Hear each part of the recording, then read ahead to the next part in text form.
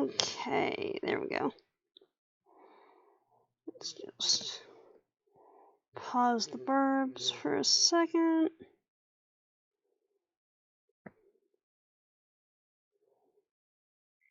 Let me see something. I'm gonna do an experiment and see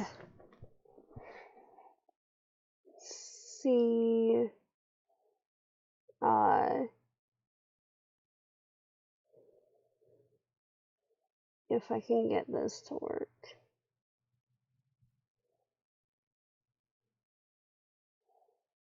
One sec.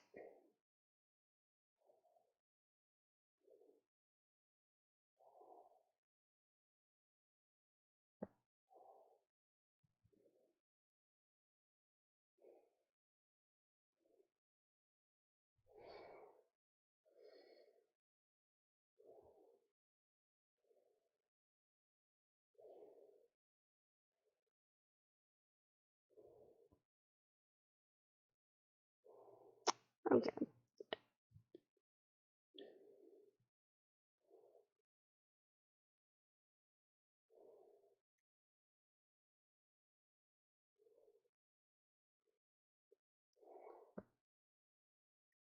One sec. I'm trying. There we go.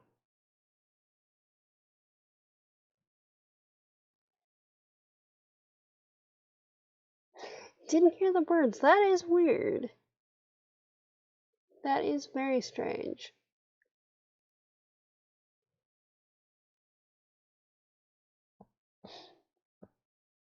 Okay, and getting it back to 100% for the screen. There we go. It's being weird.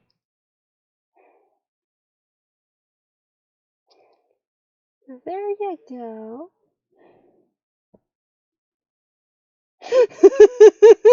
And the tree's back. Awesome. Yeah. You are entirely welcome, you fabulous beans. Alright, my sound's turned up. How's it going? I am doing pretty good. Oh! So, I don't know why the birds weren't showing up in the audio, but the bird track is off at the moment, so whatever.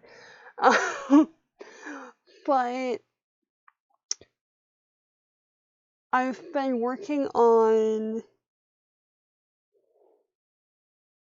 Hey Ash! How you doing? That is...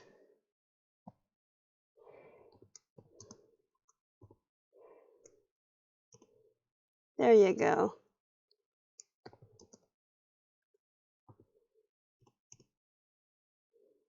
Hugs for everybody.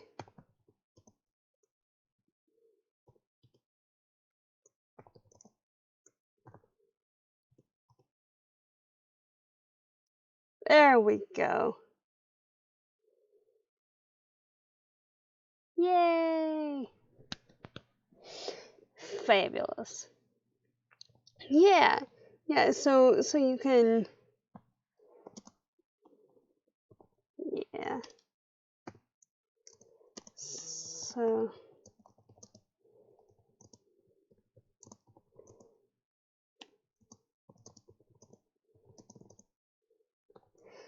you can send peeps hugs if you want to. Yeah. There you go. So,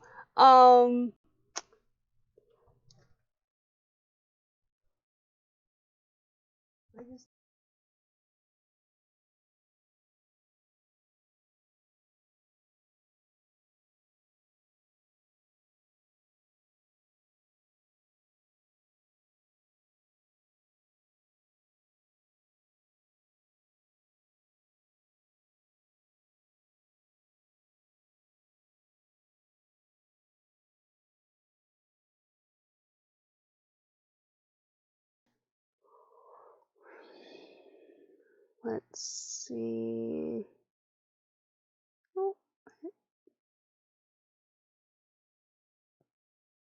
Oh, potatoes.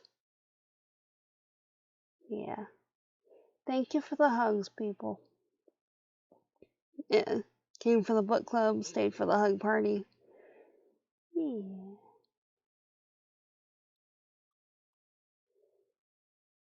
Forgot to take. Hoping things get better for you. Ew.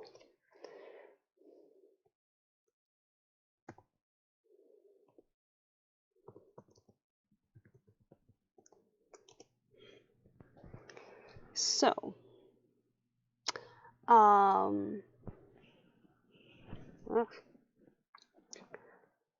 just a thing, right? I've been working on some sunflowers while listening to audio for stuff, whether it's, the book or YouTube videos or whatever. So we've got the sunflower with like the regular, like, just normal yarn stuff, and we've got a sunflower with blanket yarn because that's a thing. It's the same exact pattern. It's just like the only difference is the size of the yarn. It's like that, honestly, that just reinforces that I need to make bigger, more snuggly versions of some things that I have that are tiny patterns and stuff. So yeah, like seriously, look at the squish factor on this thing. It's like, awesome sauce.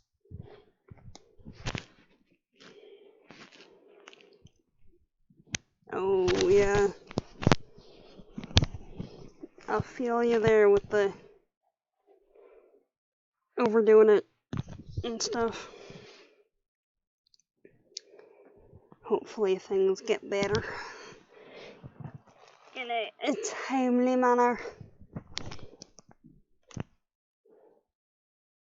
Oh, stay, okay. Yeah. Yeah. Oh yeah, eel. As a thing, if, simply because, like, I know not everyone does crochet for a number of reasons. If anyone wants to get the pattern and just make it themselves, I believe it's still, yeah. So that's the pattern that I was using.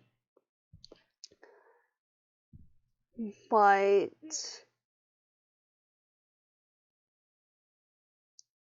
if people wanted just one that's already done, I could do that and either put them up in the Etsy or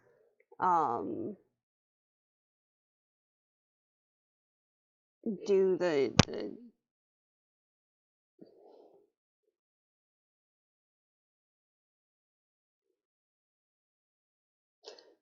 sale. Wow, okay.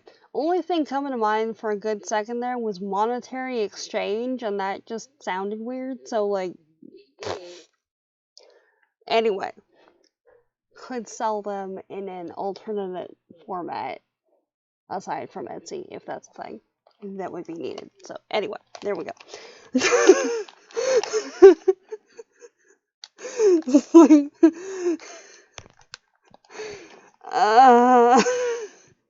Yeah, so that's today there. Yeah.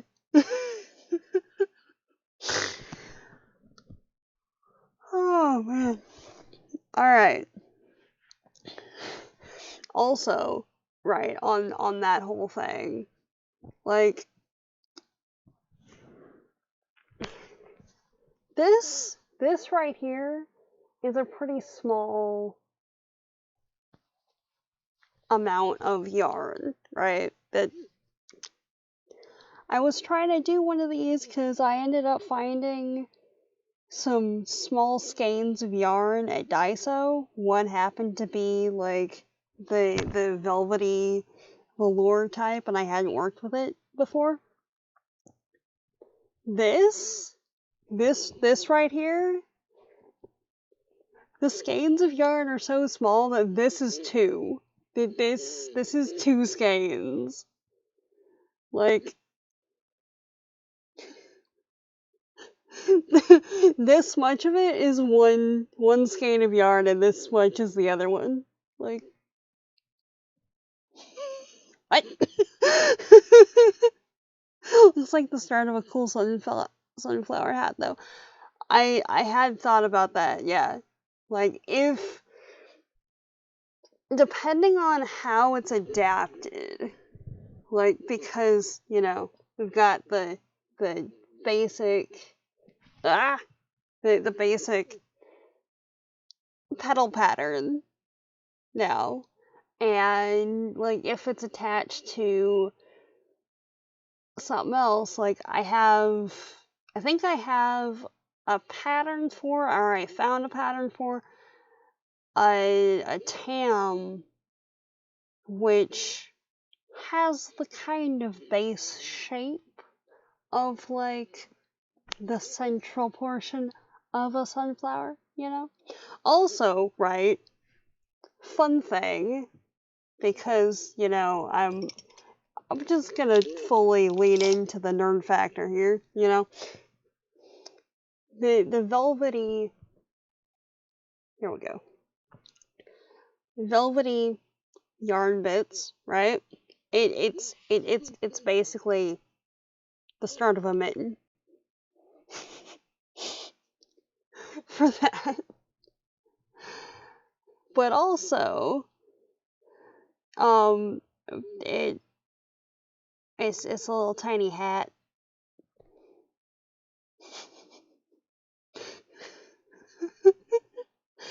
Yes, also acorns. Okay.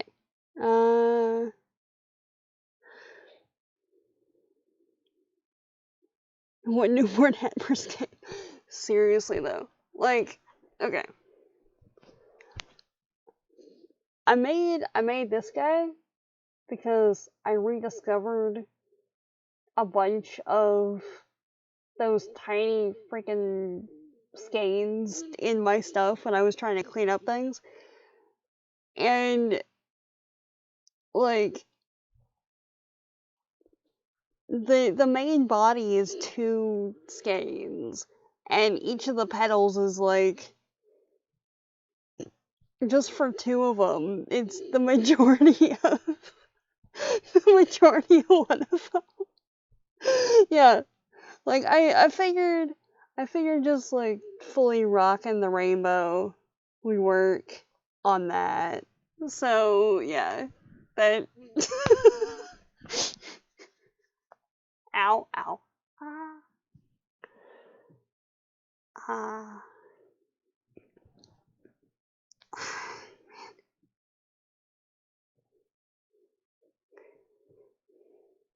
It's like, it's not quite a muscle cramp, but like that weird tension point thing that sometimes happens between the radius and ulna, where it's just like you move a certain way and then all of a sudden it's like right there, just cuz. Wait a sec. Okay. That's nice and pointy. Let's see if that. No. Okay, that's slightly better.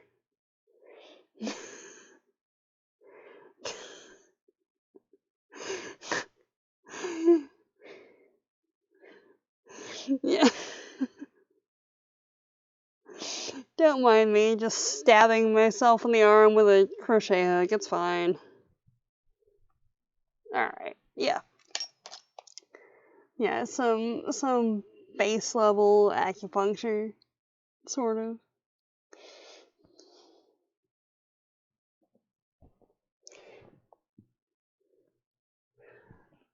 Oh yeah. Also, right. Stop it. Stop. Oh. Also, I realized after I'd been working with them, but like one of the skeins of yarn is essentially trans colors. Cause like,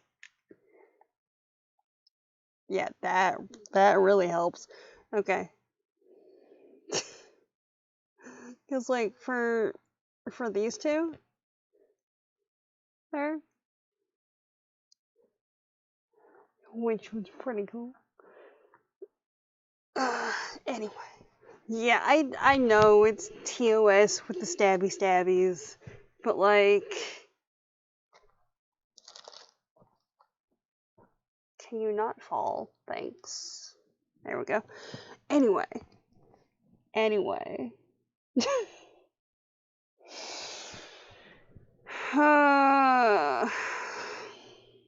Yeah. So, hopefully everyone's doing alright. I know there was some discussion in the chat to that end, a little bit ago. But yeah. Hopefully things are going okay. More or less, at least.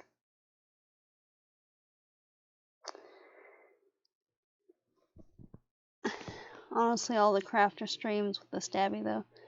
Yeah. Fair. uh. Seriously, like, if we were gonna hit TOS with the stabs and whatever, it would have been one of the many times that I actually impaled myself with a needle and there was, like...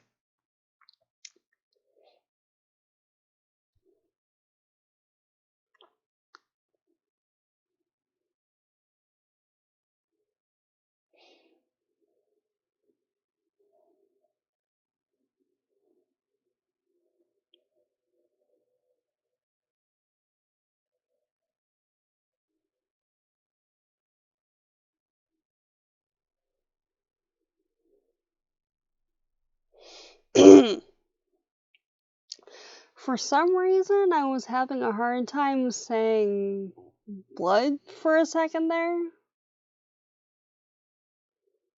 I don't know if that was like a mental gymnastics TOS thing or if it was something else, but like it would not come out, and the only other thing that my brain was possibly wanting to say was bodily leakage, and that just has no.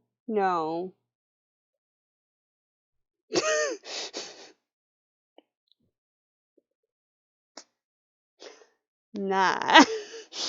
On that one. Which, I mean, when I was doing archery, our coach used to tell people not to shoot things that leak because, you know, that applies to pretty much anything, you know, including your fellow competitors and the rabbits that would run across the field randomly, and like random soda cans that people left on the field for some stupid reason, because apparently that's a thing that people used to do at a university soccer field because reasons.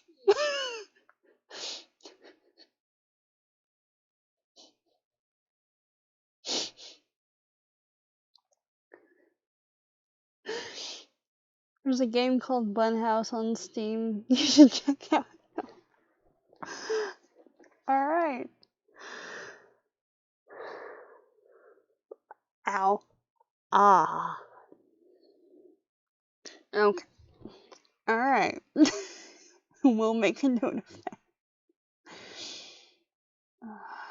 Oh, okay. I did actually pull up the right Google Doc.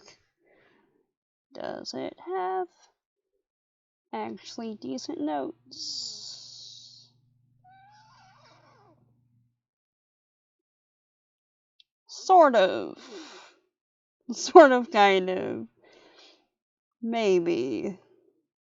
Ish. Oh, well, there's notes for all the parts, so it's fine. Yeah. Well, yeah. We'll figure it out. Anyway.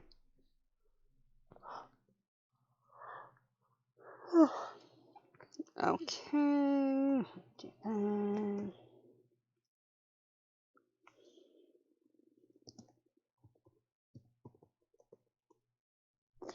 Okay, let me know if it starts getting really weirdly laggy and my keyboard is. Oh, ow.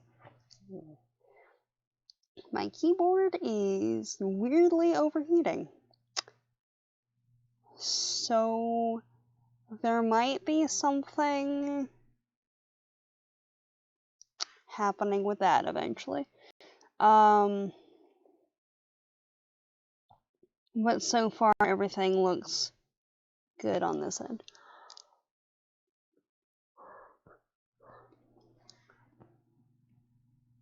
And just because everything was doing alright, I actually looked up Bunhouse. Oh wow. This is freaking adorable. Eel. With the bunnies and the gardening and the. Ah! That's cute.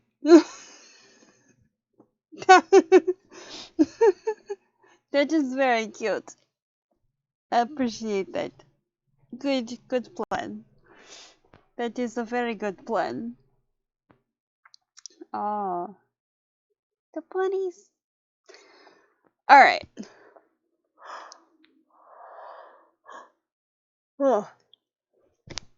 Oh yeah. Also in the saga of like weirdly a lot of yarn, right? One skein was 8 petals. Exactly. I had to go back and get a second one to finish it. like these 4 are from a different one. The rest of them are an entire skein. Like,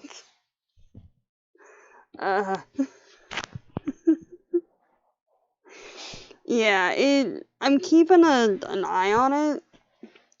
Like, I really need to. Ow, okay, one sec. I really need to change up how I'm doing stuff, and I'm gonna try and get like some kind of cooler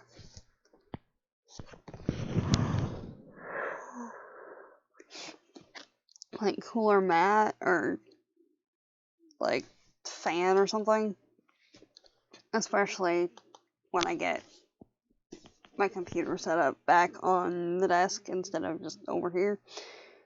But yeah, so that's a thing. There's that. Okay, one sec. Gotta blow my nose, so on mute.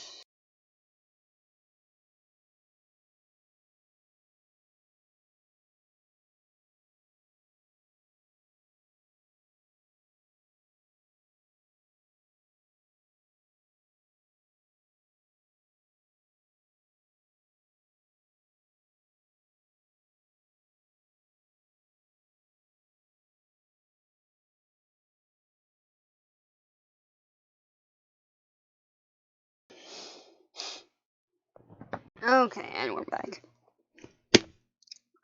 So, first off, right? First off,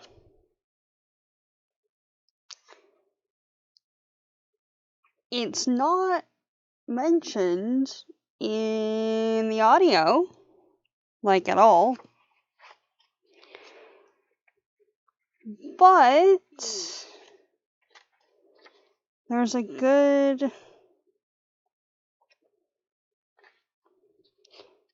there's a page and a half of image credits and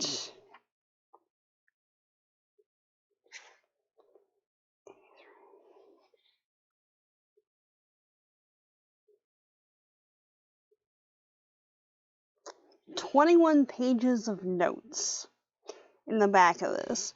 Like quote attribution and analysis notes and stuff. So, just as a thing, that's kind of cool.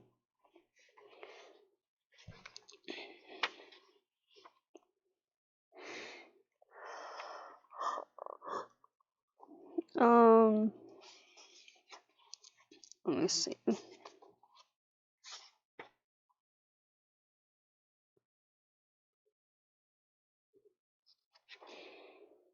Because when I was reading this, it was, the audio format. Like, I was intending to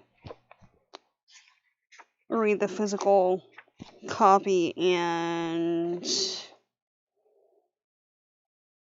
ended up having to do a bunch of stuff, and that didn't happen, but okay. So, interesting.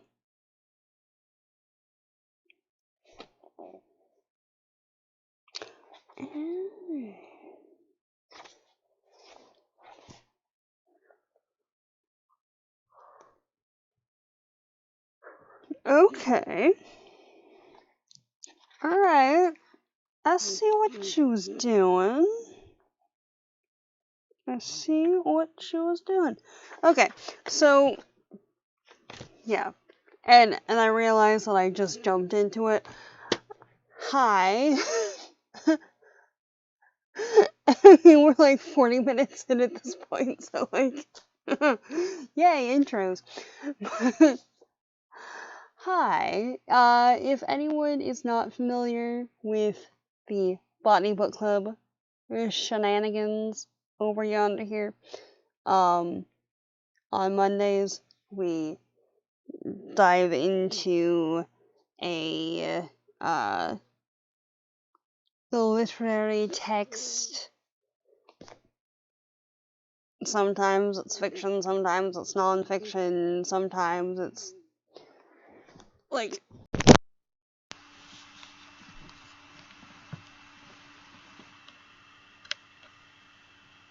apologies. The foot decided to unplug the mic. There we go. Sometimes it's historical fiction that's based on like semi-factual accounts, that sort of thing, you know. So, ergo, yes, Botany Book Club shenanigans in all caps, because obviously. So, as you might have observed from yonder graphics here, the current book is Orwell's Roses by Rebecca Solnit, which is very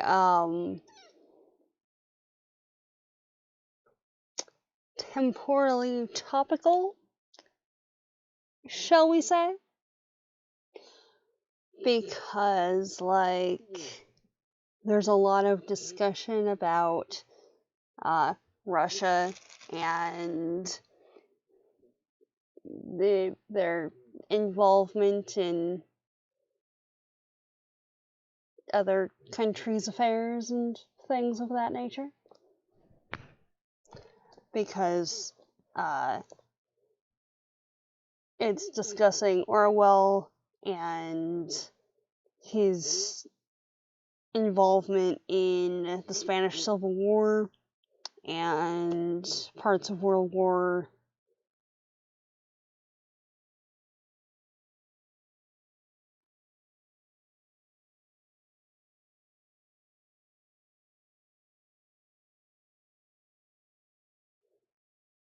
was it 1 or 2?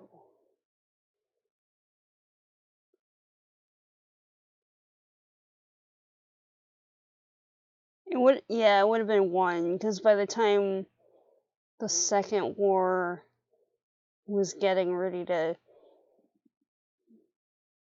happen, his health had declined a lot. The first time I dropped in on the BBC, I thought it was like botany books as opposed to books about botany themes. I mean, it has been. Like, it's under a pile of stuff, so I can't get to it right now. But like we've done braiding sweetgrass and gathering moss. That, well, those it would also be botany themes, because it's more like commentary on social issues and kind of a memoir sort of situation. And this one's technically in the biography section. So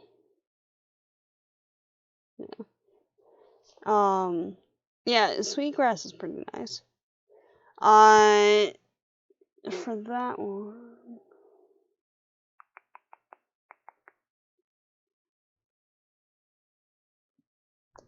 okay. What? I don't even need to have my finger in there to mark the page. It's just got a bookmark.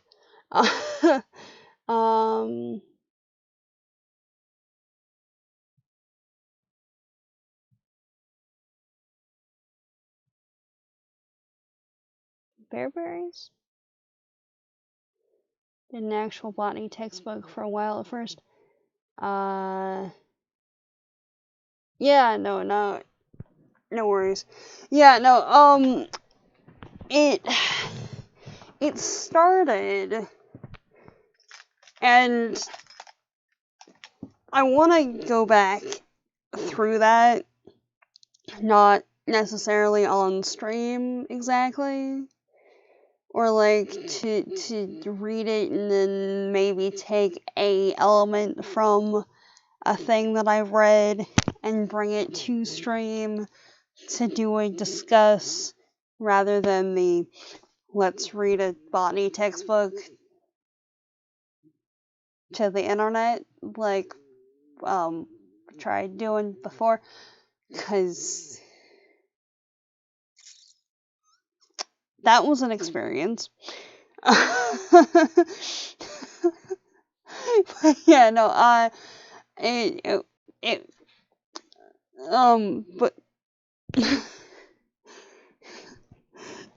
yeah, no, but Botany Book Club started with me trying to read one of my university botany textbooks as a stream. Yeah. Yeah, no, it can be kind of dry, admittedly. So there's that, but it is what it is, you know. Okay. How?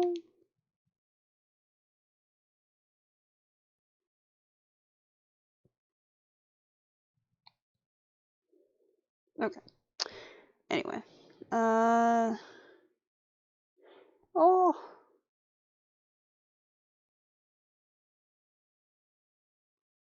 Yay for hugs. Thank you for the hugs, Ash. Okay. Have a good sleep, friend. Come on. There we go. Hugs for Ash. Also, right? Like the visual on the cover is pretty fab, not gonna lie. But like can we just take a second to appreciate like the well done monochrome. I mean, it's beige and kind of boring, but like it's shiny and stuff. Yeah, thank you very much for dropping in to say hi and participate in the shenanigans that are like ongoing around these parts. Like, seriously. Also, water. Water is important. There we go. There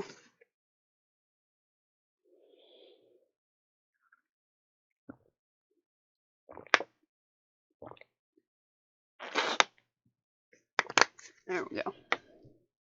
Alright. So.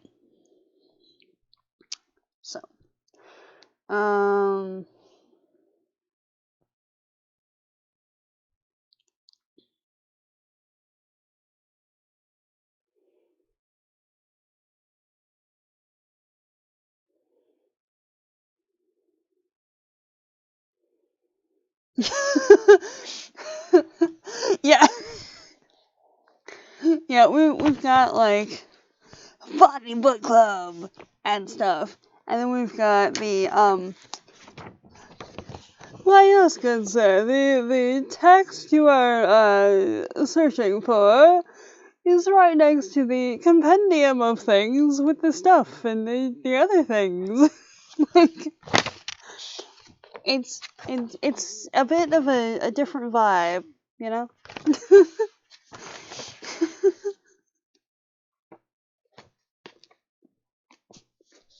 The only thing coming to mind to describe it as was a compendium of encyclopedias, and that's just like it'd be an encyclopedia of encyclopedias, which I'm pretty sure is a thing that exists, but like also why?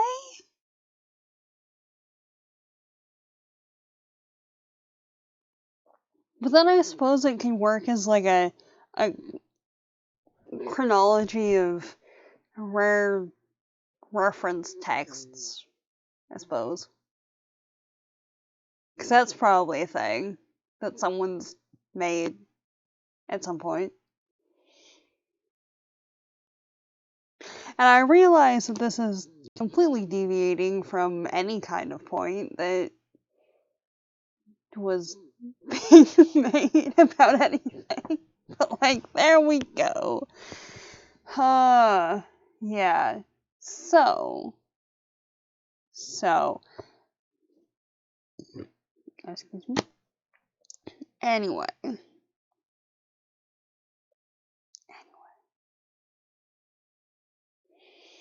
One of our favorite reference books is the Compendium of Collective Nouns. I can see that being a thing. I can.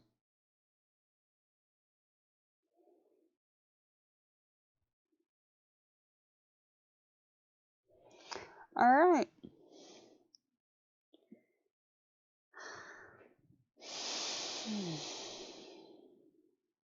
Alright. So. Yeah.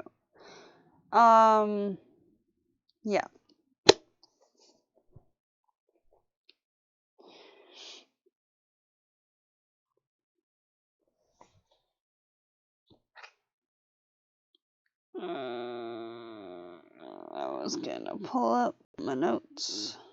Wait a sec.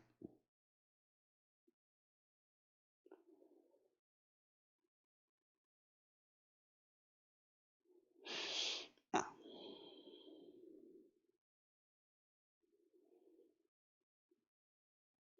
Because if I try and read stuff off the interwebs,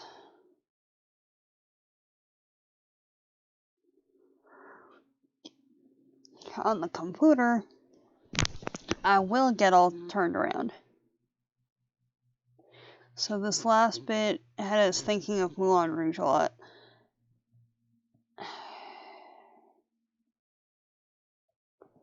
I haven't read it, and it's been a good, like, probably 8 years since I've seen it, but I can see some of the themes that I remember from that, yeah. Also, just remembering... Ow. Oh, yeah, okay. And I was wondering why my hearing was kind of weird. Like... Okay. 1 second. Well, the mic is just holding up a set of headphones that needs to get plugged in. Okay. Wait.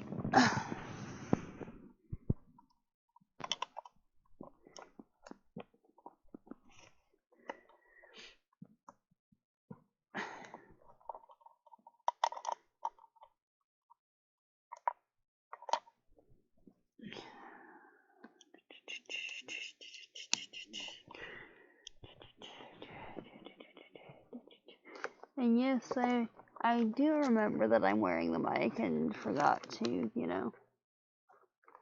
mute it a second ago. But that's just where we are right now. There we go. Anyway.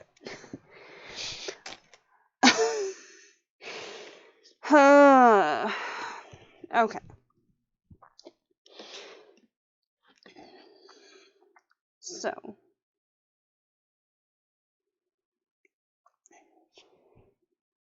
Stop that from spinning around so it doesn't go completely off the rails. And yeah, so there's that. Also, as a thing, in addition to the references and stuff, which the way that the I guess footnotes are done in this are different to any other version that I've seen, where any kind of, like, essentially in-text attribution is made for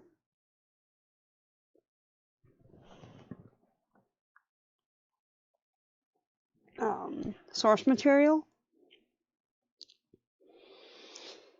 Audio was fine, and we love your imperfectness, it's real. I appreciate that.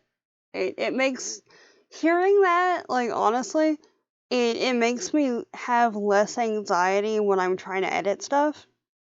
And I've tried to, like, get the perfectionist part of my brain to shut up when I'm editing. Because, like, I know that and it's fine and whatever. But it's still a thing that I'm dealing with. Anyway, so, yeah. Because for the footnotes and stuff, regardless of where it is in the thing, like,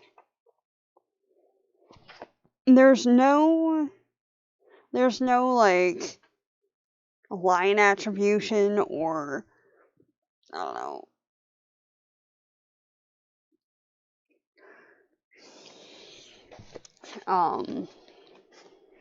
text at the bottom of the page or anything, like there. It just, if you go to the notes section, where is it? Like, where is it? So there's a quote right here by my fingers. Certain gardens are described as retreats when they are really attacks. Like, so that is, yeah, that's the quote, and it is in quotes, but there's no, like, parentheses source or like a number next to it. And if you go to the notes in the back, they have, where is it? They have the full quote and the attribution. So for that particular one, it says 149 because it's on page 149. Certain gardens are described as retreats. Ian Hamilton Finlay in many places, including Robin Gillander's Little Sparta, Edinburgh Scottish National Portrait Gallery, 98. So yeah, yeah. they organize the notes by which page it shows up on. Yeah, exactly. It's entirely sequential, and there's some pages that there's like 3 or 4 mentions on the single page. But yeah. Interesting things, though.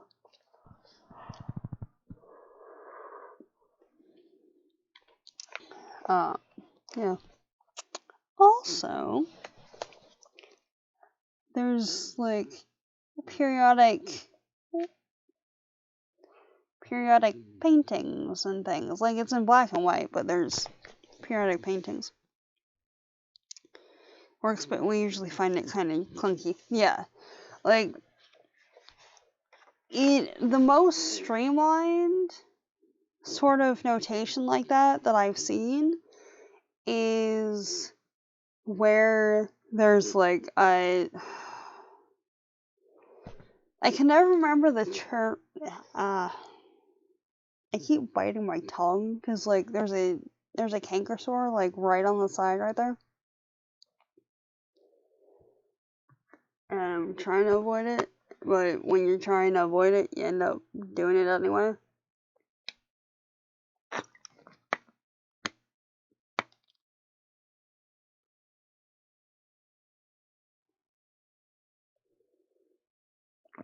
Okay, there we go.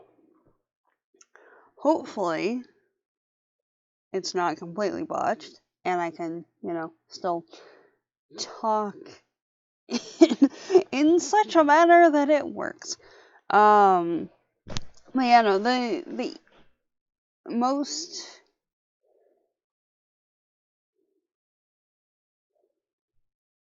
functionally accessible, I suppose, way that I've seen footnotes or footnote-like attribution strategies implemented is, I guess it'd be the traditional format where you've got the page and then there's like I forget the term. Only thing coming to mind is like a line break. Where there's a line towards the bottom, and any footnotes are in the footnote section, and the reference points have like a number, because then it's really easy to just go down to the bottom of the page and look at it. And for some of those, I have seen them where there's so much of a backstory that a reference needs that it's like there's a short description and then like in parentheses C notes in back or something like that for like the full page and a half of whatever it is, because otherwise it's a matter of having to flip back and forth all the time, and yeah, Because it was less of an issue when I was reading, like, Jack London, just because I was more familiar with some of the cultural references, because it was a different time period, but there's a lot of things in his work that are kind of known if you know certain parts of American history. But Joyce, though, as much as I love Ireland, and as gung ho as I was for all things Irish in high school, like, I would have not gotten half of the references. Actually, I probably wouldn't have gotten a quarter of the references without the notes in that book. Because,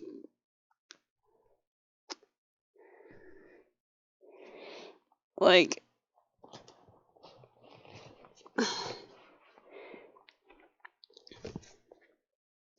as much as I loved it at the time, Portrait of the Artist is dense. Like, look at this. Actually, how did they do the notes in this? Okay. Is this? Oh, yeah, okay. So this is one of the ones that, at least in this version, is one of the ones that it's got a number at every reference, and then you go through the notes in the back to find the number that corresponds to it. So, yeah. Well, there's that. But yeah, it's fun times.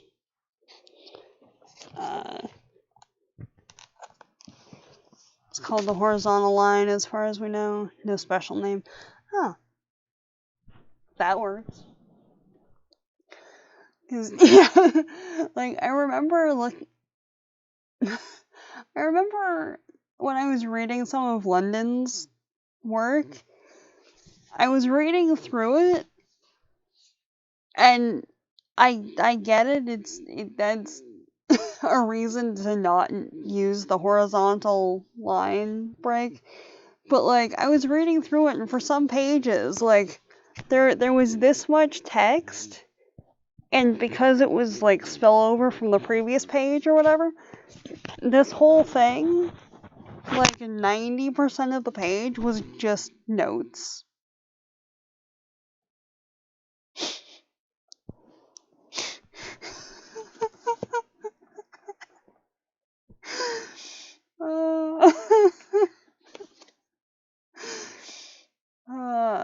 Anyway. Which I appreciate. Like, the analytical side of me is like, oh, okay, that's the context, but, like, also. Anyway. Okay. So.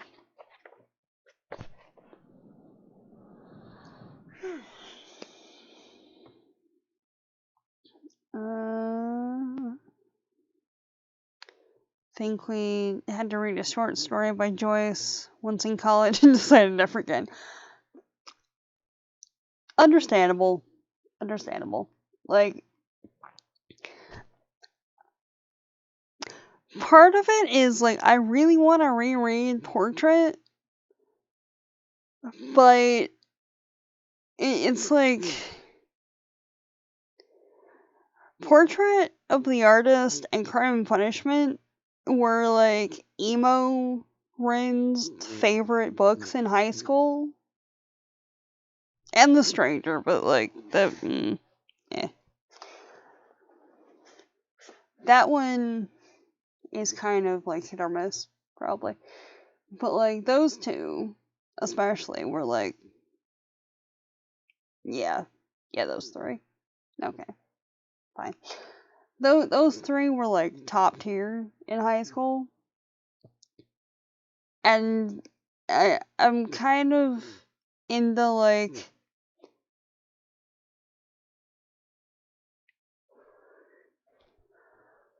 I know how much how much like brain work went into reading them the first time, and they were all like involved and stuff. But also, I'm kind of afraid that I'll like reread them and not like them as much, which would be fair because you read stuff and it gets filtered through how everything is and your experiences up till that point. But like also like Dostoevsky's style though. Yeah. Yeah. Like the only thing that I've read from him is Crime and Punishment. Um but from what I remember it was written pretty well. Yeah. Just like the only thing that I read from Joyce is Portrait. Like somewhere around here I have a copy of The Dubliners and I think I have a copy of Ulysses too, but don't remember. Yeah.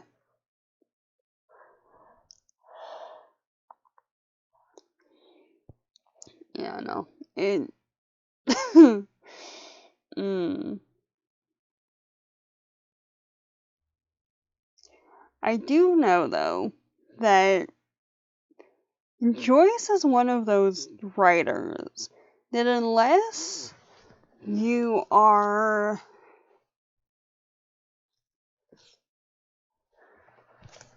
like unless you're an Irish historian, specifically from specifically someone who studies and analyzes history from like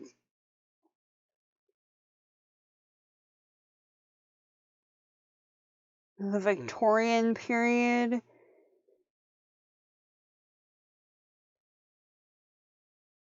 and like a few decades on either side, like that era, you need notes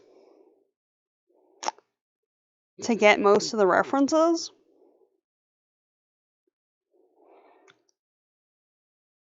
And I do very distinctly remember, because like the copy that I got was, I don't know, like probably $7 or $8 at Barnes and Noble.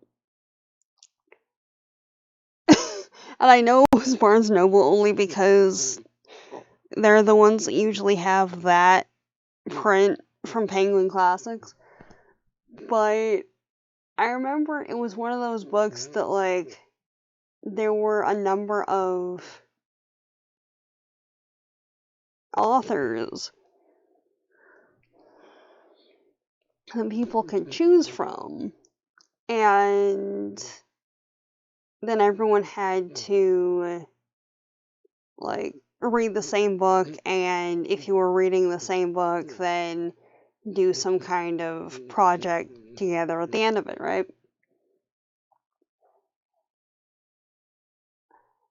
And like 90% of the people in the Joyce group ended up getting like the dollar copy, which is fine, or like borrow it from somewhere, which is fine. But like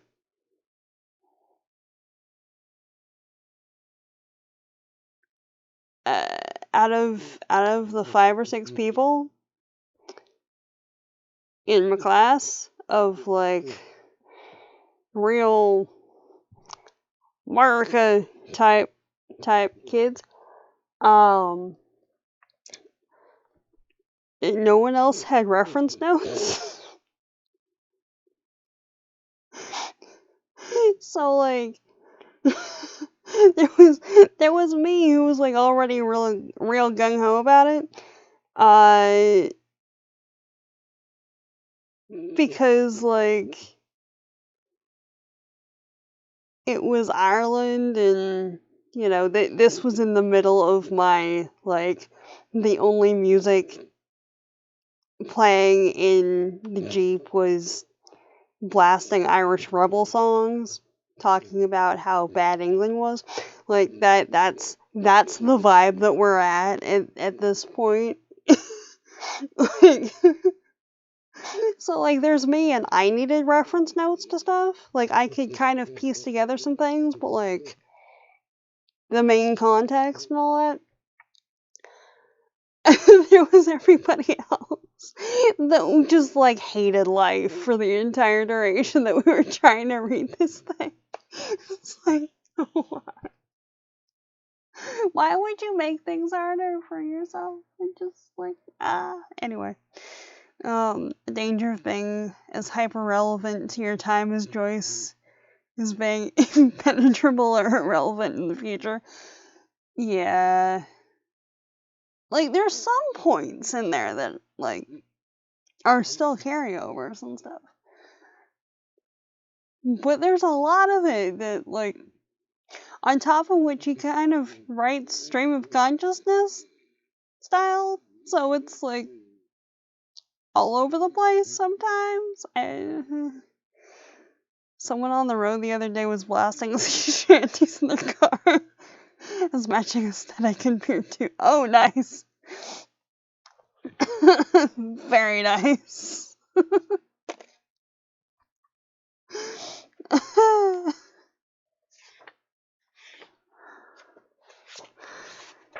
Oh, yeah. So, there's that. Mm.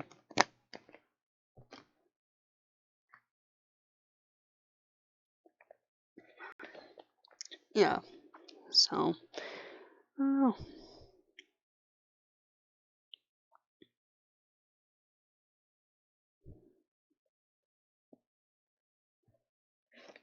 Ah.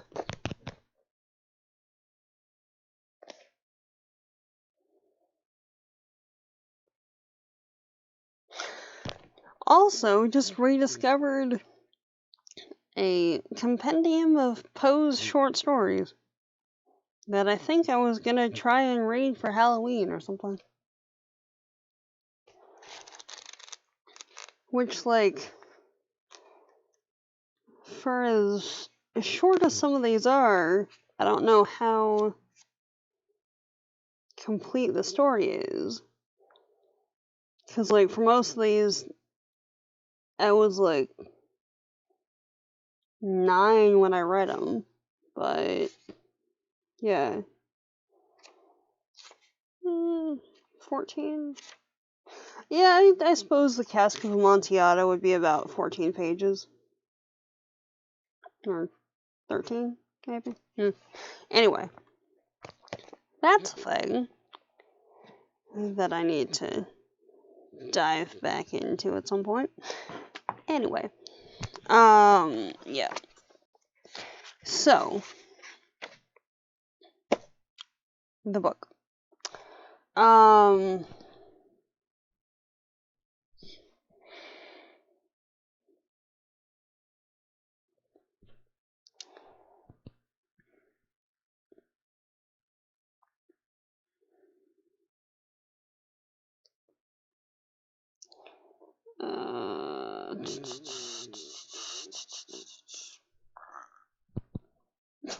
I don't know what that sound was, but it was a thing. Desire for online bouquets after this book is 0 out of 10. Yeah, no, totally. Totally. Like, okay. Not gonna lie. There's been times that, like, there's been a number of times that I've applied to work at a florist or wanted to open a flower shop or something like that. And like, depending on how stuff is sourced, obviously, there are ways to do it if, like, you're growing stuff yourself or if you're sourcing it locally or whatever. But for the majority of them, like, or from, the mass-produced bouquets and stuff, like, I've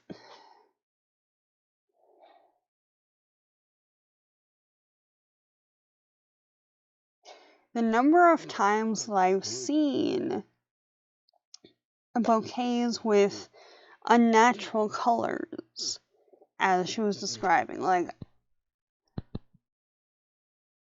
I don't know what they look like when she was looking at them face to face, but just that line alone, like, there was a stream of images in my head of, like, the flowers don't even look like what they're emulating.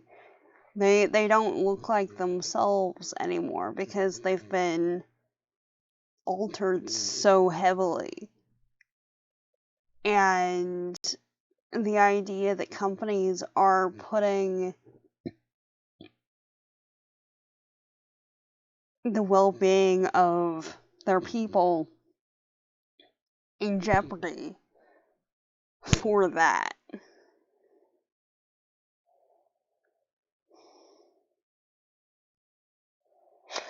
It also reinforces the, like, sentiment that, if you're gonna get me something that has plant things dealing with it,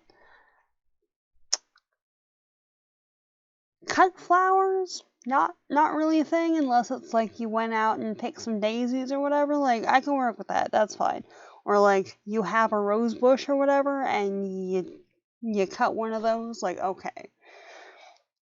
But, like, past that, if you want plant material or something, it's like a nice tea or a plant. Which, I realize is a shock, You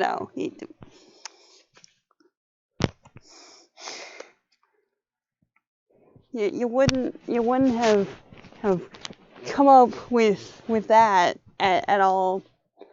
Yeah. Shocking. But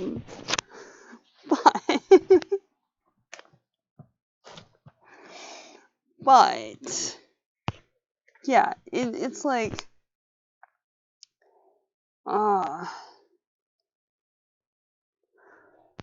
and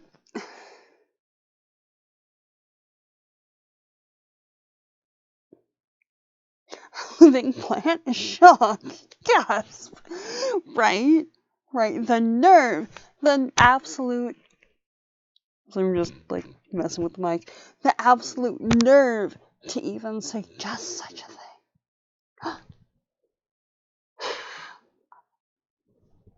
Yes. Am I being dramatic? Yes. Yes, I am. Is it fully warranted? Of course it is.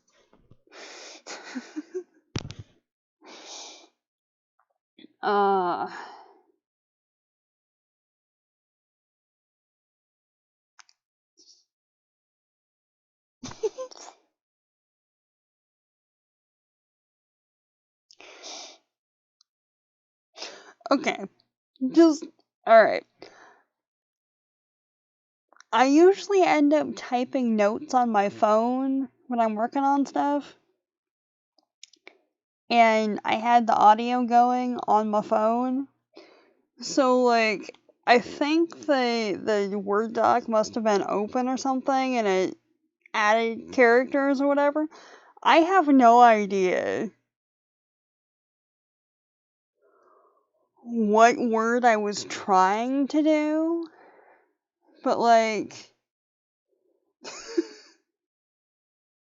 whatever, like, this is with like a bunch of nines in it. Like, I don't.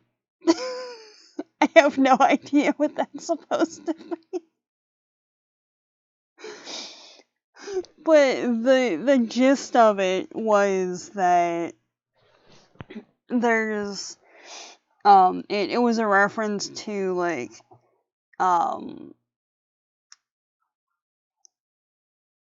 in a lot of people's minds going to the country. There we go. Yeah, general. Wow. Okay. Yeah. Yeah. There we go. Jesus.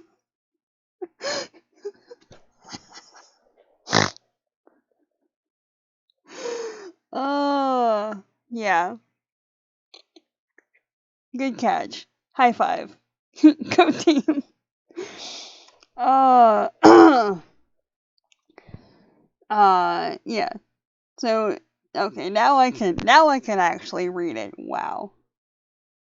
That synapse was not firing properly and connecting to anything in the rest of the network. Editing superpowers activated. Yay! Yeah, what was it? Yeah, it was the note that, wanting to return to the wilds and, be one with nature and do the farming and stuff tends to be, um, the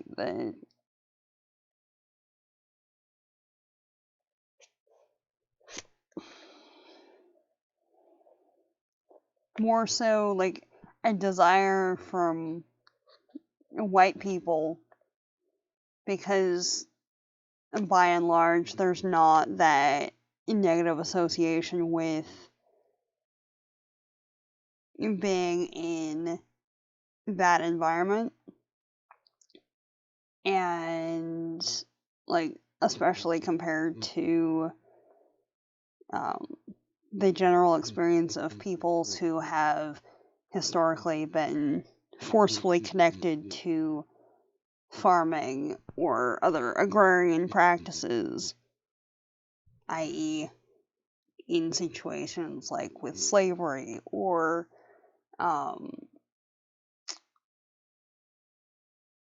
forced or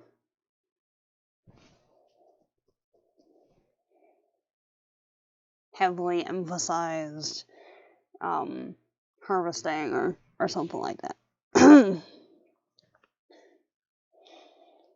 um,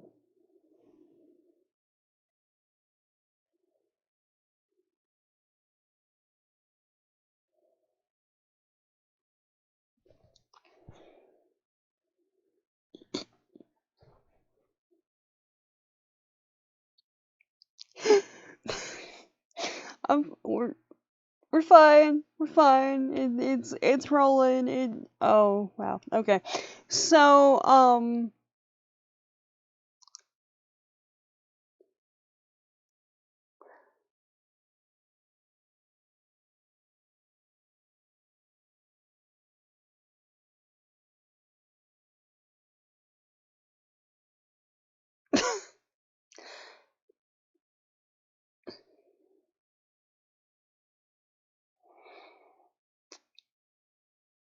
my brain read it as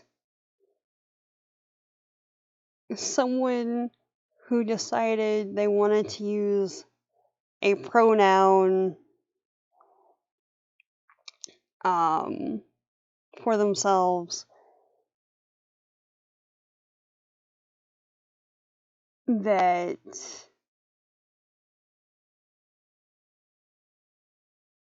is a derivation of a noun, which I know there's a term if it's like secondary pronouns or something, but I can't remember what it is right now.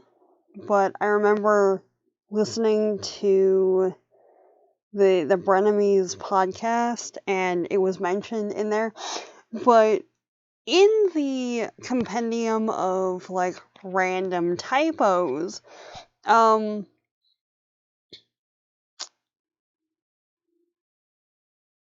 We have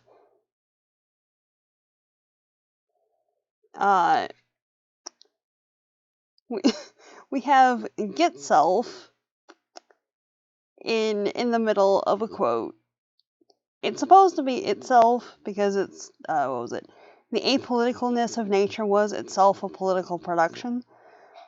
But yeah. I.e. someone self-identifying as a get. Okay. Anyway, moving on. Ironically, it's also the difference between a short-term profit-focused capitalism versus long-term community benefit-focused socialism. Yeah, no, totally. Like, who is benefiting from the labor involved? What kind of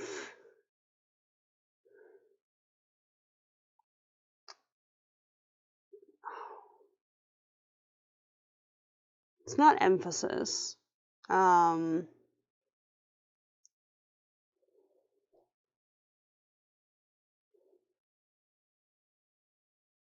Compensation, I guess. What kind of, like,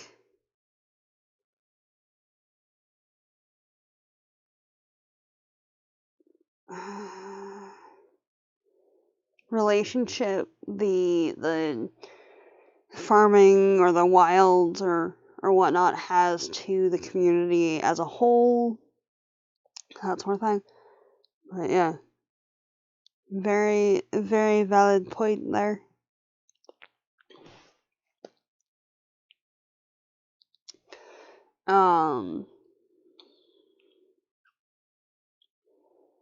Yeah.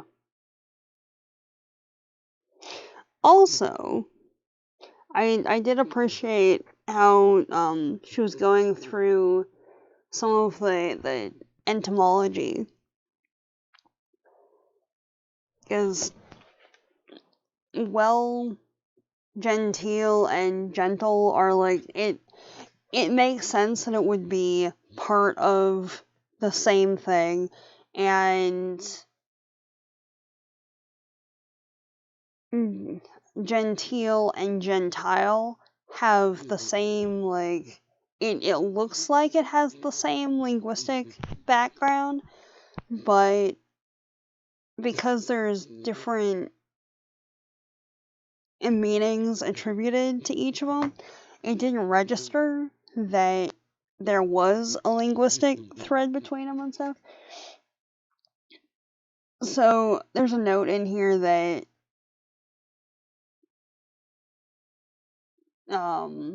just like with a lot of other anti-Jewish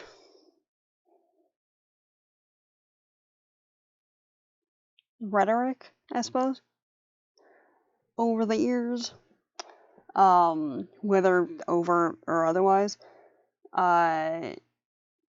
there's a note that gentility is a derivative of Gentile, i.e., not Jewish. So, interesting. Etymology. Apparently, Tired Brain is out in force today, so there's that. Yes, etymology is words, entomology is insects. Yes. That for a second we missed a part on pollinators. No,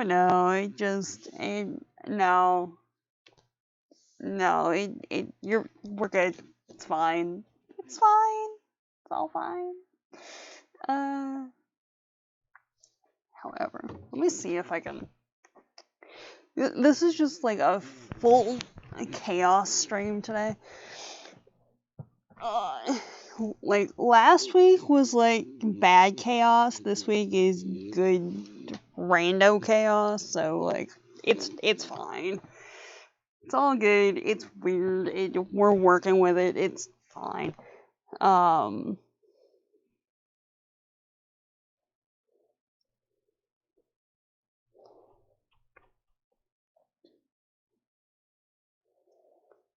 Okay.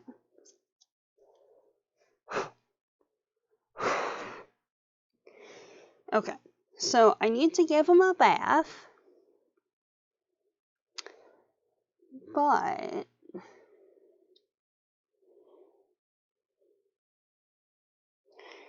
I don't remember if I've introduced you guys to my little friend here before.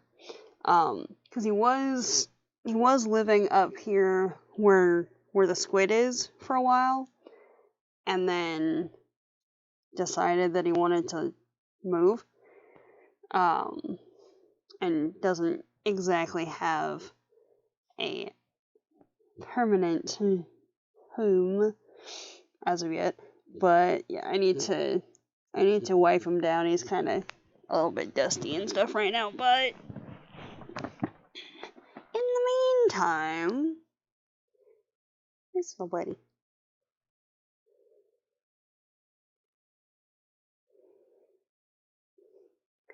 Ah,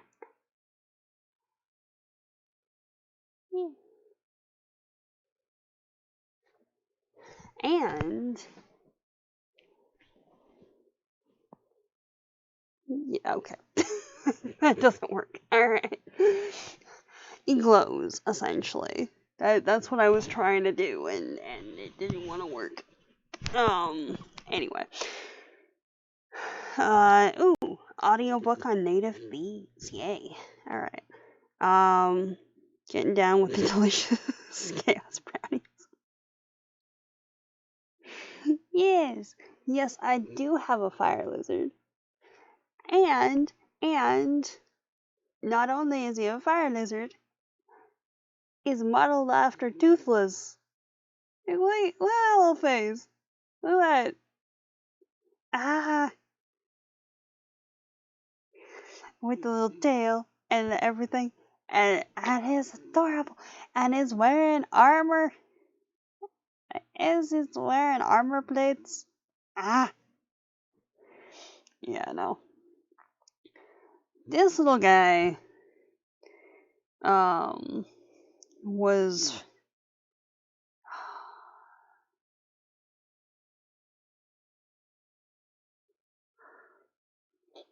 I want to say I've had him since 2016, 2015, something like that, from Anime Expo. Yeah.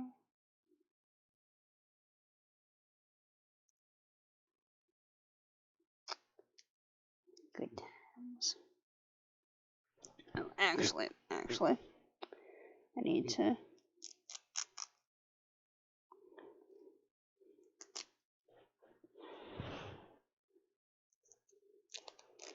I realize that this is like in the middle of doing stuff, but like the armor got all bunched up and it just looked uncomfy, so we're taking a second out of the stream to fix it because like uncomfy armor is not fun for anybody, especially if you have scales. And like I realize that this little dude is made out of silicone and wire, but he's still my little buddy. There we go. That's better. That's better. Yeah. So, anyway. What were we saying?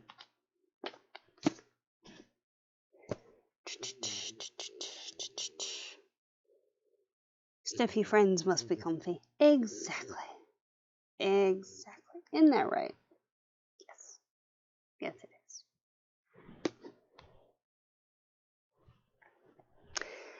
Okay, so uh,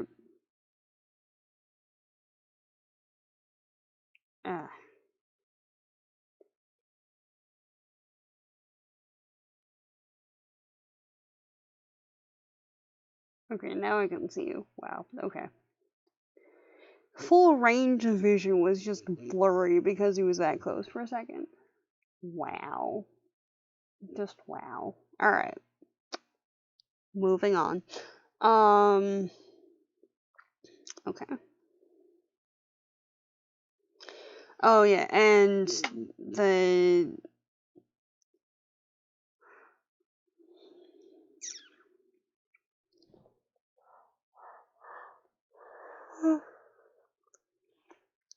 the idea from, what was it, part 5 chapter 3, that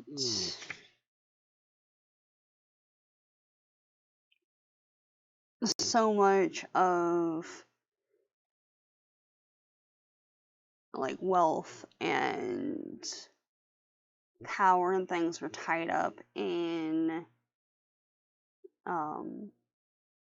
what's essentially economic botany, regardless of whether or not it's acknowledged or whether or not people are aware of it.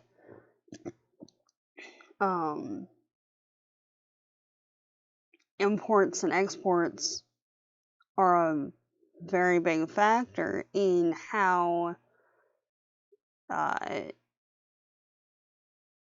people are treated, whether those goods and or services are seen as valuable, so therefore the workers maintaining said goods and services might be more or less valued depending on how the world market sees a particular product.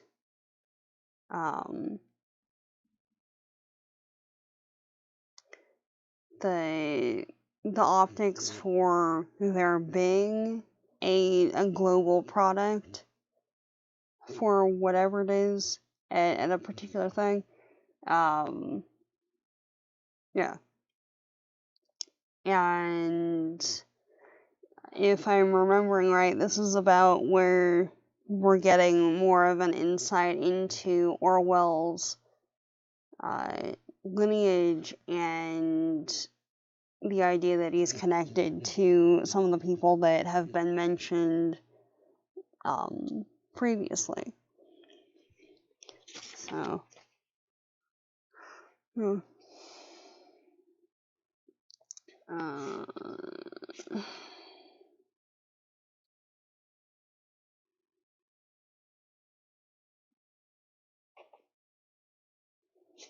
okay.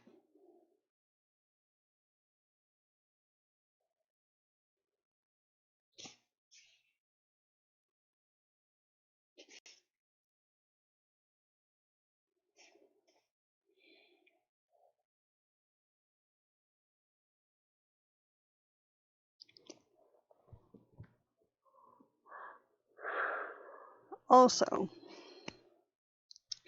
right? Part 5, Chapter 5, Flowers of Evil, which, like, just talking about impactful titles, like, wow.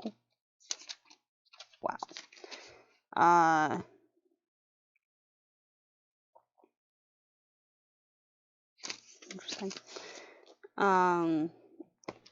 Like,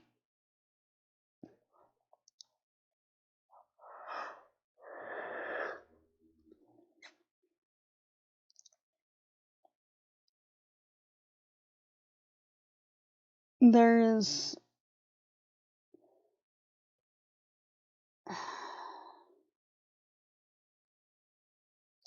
a lot of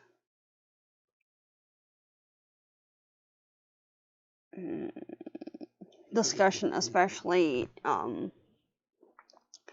in like books or on like travel pages or whatever that really romanticize certain areas that tend to either be labeled as exotic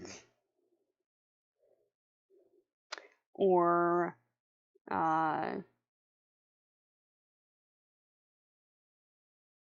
like yeah that's what it is. It's either exotic, quote unquote, or it's like going to the ancestral lands. It's never both at the same time in the discourse of talking about places, which just cements that the majority of people talking about visiting places in that space tend to be real white, and the wanting to visit the homeland tends to be like Western Europe more than anywhere else really. And like exotic would be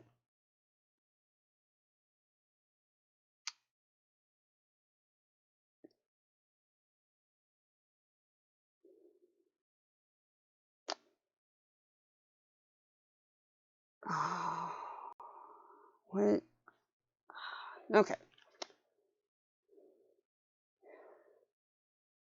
One sec.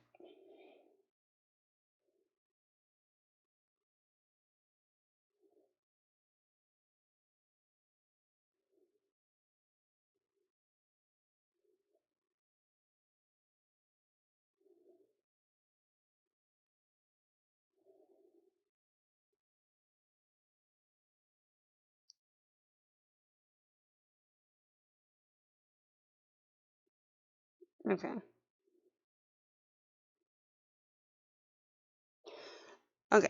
Because for the longest time, the only phrase that I knew was third world countries, quote unquote, which is that's no. But I couldn't remember what the term was, so there's developing nations, but like most quote unquote developing nations are long established. They just got pretty screwed up because of colonization and the impacts of colonization. So, like, you know, there's that.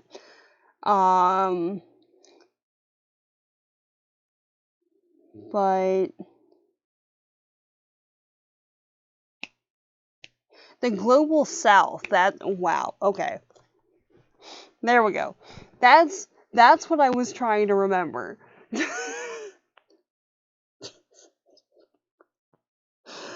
As a reference, because most of the global north or countries in the northern hemisphere tend to be the more affluent and more kind of seen as being in positions of power, while the countries in the global south or the southern hemisphere tend to be countries that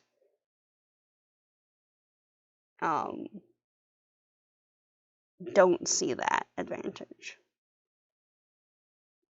in like the world markets and stuff. Okay, good point. Though if anything outside your norm is exotic, San Francisco qualifies for many people. Fair. Yeah. Well, at that point, like exotic would be like some kind of destination tourism generally, where the people going if like, okay, I'll put it like this. If the intent of going to a place is to see the exoticness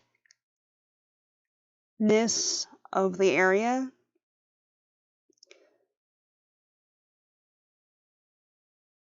then you run into like the fetishization of the place and the culture and everything, versus like if you want to go to a quote unquote exotic location just because it's like you want to experience a new aspect of humanity or something, because that's the term that has been associated with it from like tourist boards and whatever. But it's just like, I want to go to a place that I haven't been because people are interesting. Like, okay, don't do the weird cringy tourist things and like you're good. But the number of times that I've seen people just driving by like some random street and like, oh look, there's there's that. Uh, or taking San Francisco as an example, right? Like,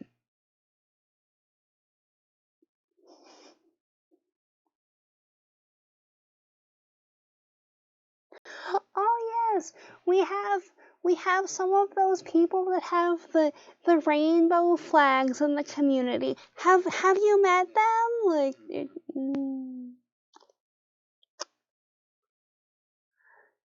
Like, like, Grandma, not all queer people know each other. Just put that out there. That being said, I did know someone in my undergrad who like dated someone in like Colorado, and then we were in London and he met someone who had dated the person that he dated in Colorado, and like that was a thing of like, oh well, obviously you're gay, so like you know this person, right? Like, well, I mean, actually, yeah. So,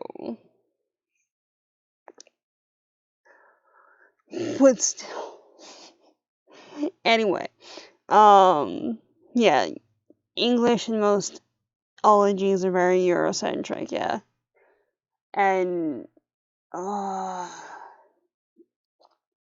like if you know going in that whatever it is that you're working with has like inherently Eurocentric connotations, like, alright, then you can kind of work to mitigate that in whatever you're doing.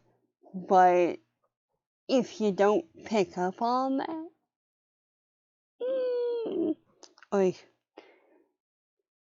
it's also valid to want to ogle the pretty people just as long as you acknowledge you're ogling. Yeah, no, totally, totally. Like, if you're not being creepy about it, and you're not like just like, oh yes, you're a prime example of your whatever demographic description insert here, blah blah blah. Like, as long as you're not being weird about it, like, alright, like, you look attractive. Yay. Like, alright. So long as everybody's happy, you're good. like, uh, there's so many cringy people that are just like, why? Why do you do this? Just, why? Just have some questions, you know? Uh, yeah. Oh, okay.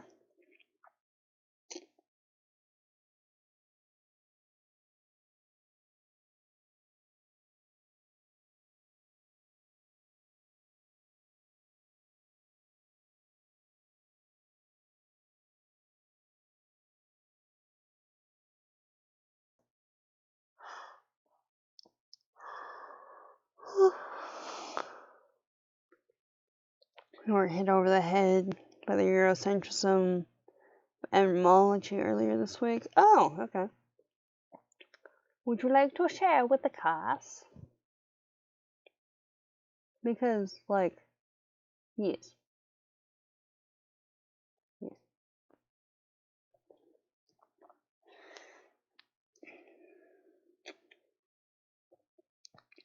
Like, the one that I always get hung up on with the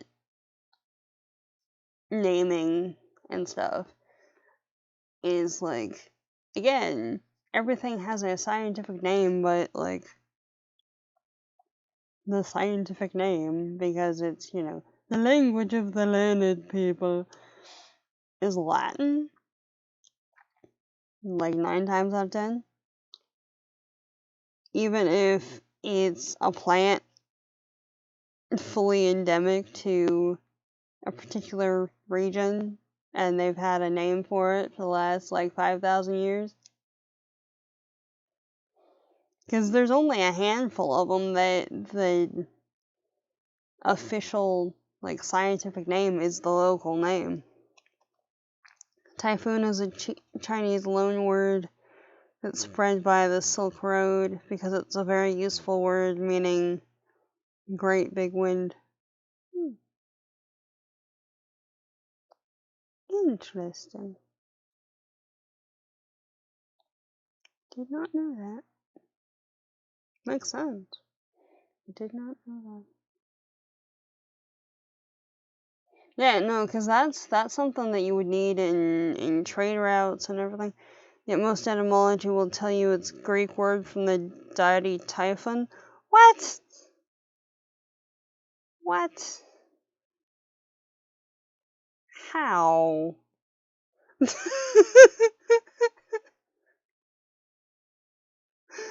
Like, I mean, yeah, Greece had a bunch of, like, legends about the winds and stuff, and, like, Zephyrs and all the rest of them.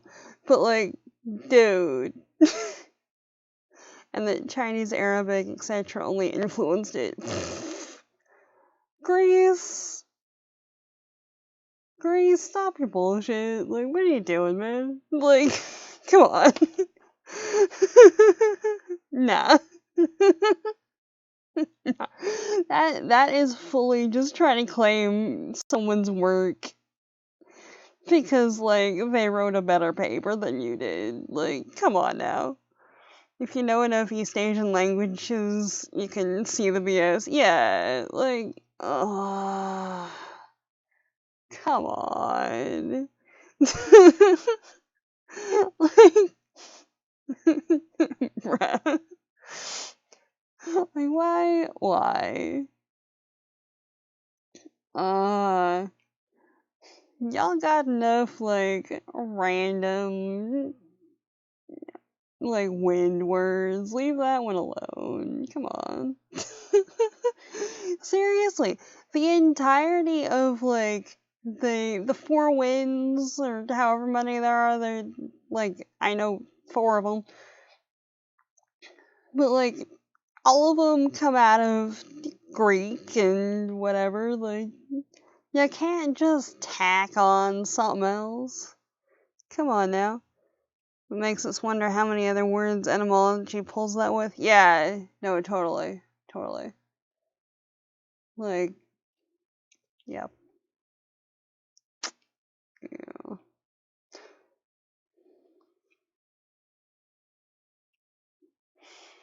Yeah.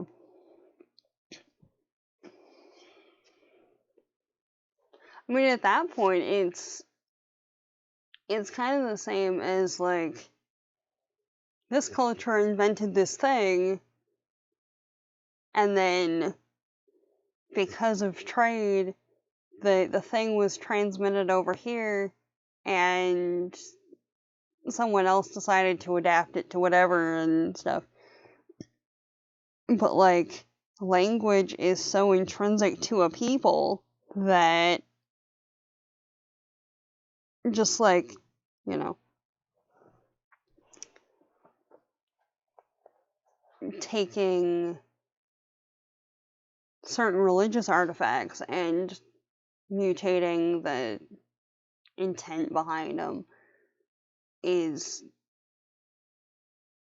invalidating to the people it's associated with. Like, messing with a language has a rather similar set of consequences, you know. Yeah.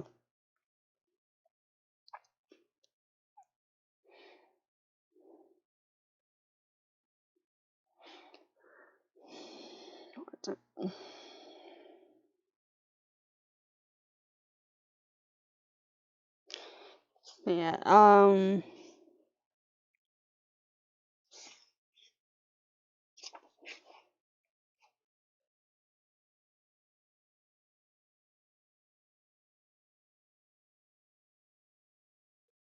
yeah, okay.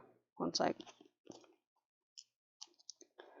I was trying to remember where one of the quotes was, and I found one of them. Okay, alright, buddy. I appreciate you. I have to take you off my wrist because I cannot function right now. Okay.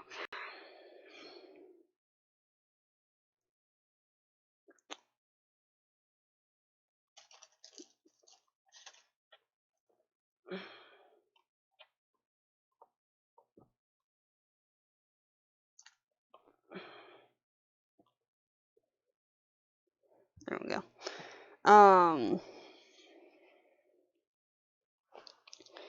Yeah. So there's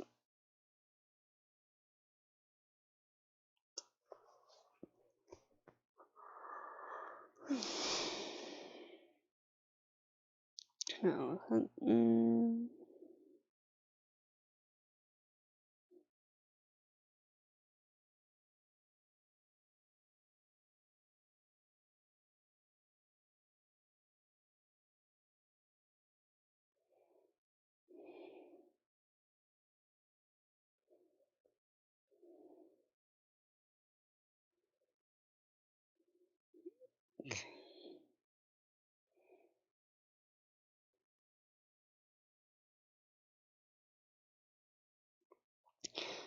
Yeah, here we go. Almost as if ashamed of the revulsion and hostility they have for foreign people, the English make up for it by living and embracing foreign plants wholesale, which essentially, like, colonization has, well, it's still very much in play in a lot of areas, but it's taken on a new kind of connotation in the form of, like, plant conquest, which has always been part of it, alright? That's not that's not in any way disputed. Like, alright, as much as I legitimately love Kew Gardens, like, the people are fabulous. Like, if for some reason any of y'all happen to be watching this at some point, you're great. I love you to bits. Working with the people at Kew through the program at Canterbury was fabulous. For the establishment itself, though,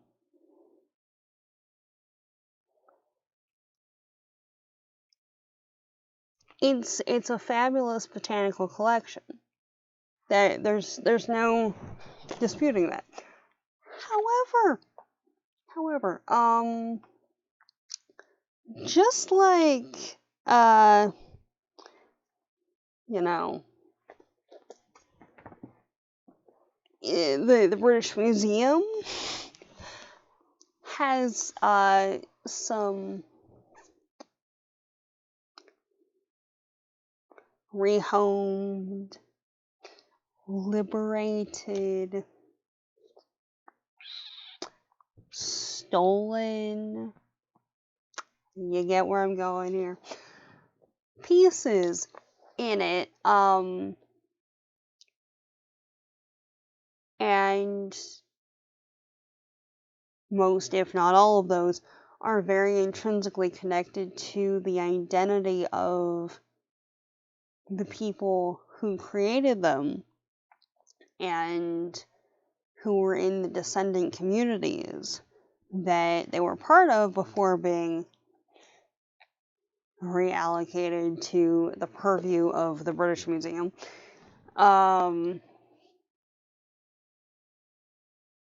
The same, if not sometimes greater, relationship exists between a community and their botanical companions. And you see that across the world, particularly in indigenous communities. But that's a thing just across the board. And there are certain plants that have very significant value to particular cultural groups or entire societies or what have you. And in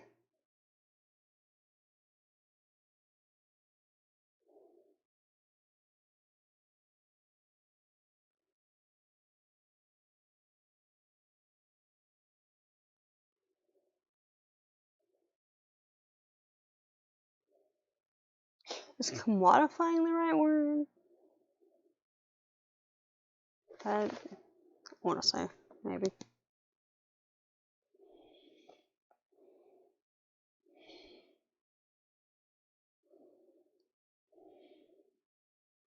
Yeah. In commodifying the plants coming out of particular communities and treating them as part of the conquest, not only is the community itself subjected to colonialization, but the plants are too, and, well, people can, at least in theory, speak for themselves. A lot of times seems like people aren't, listening when folks are speaking for themselves. But plants, by and large, don't have that kind of voice, or at least aren't perceived to have that kind of voice, aren't perceived to have any kind of intelligence. That's kind of changing, but like traditionally in Western whatevers, and because certain plants are so intrinsically linked to certain peoples, in taking them out of the natural habitat into some kind of like reclusive garden situation, any number of things to follow that up with.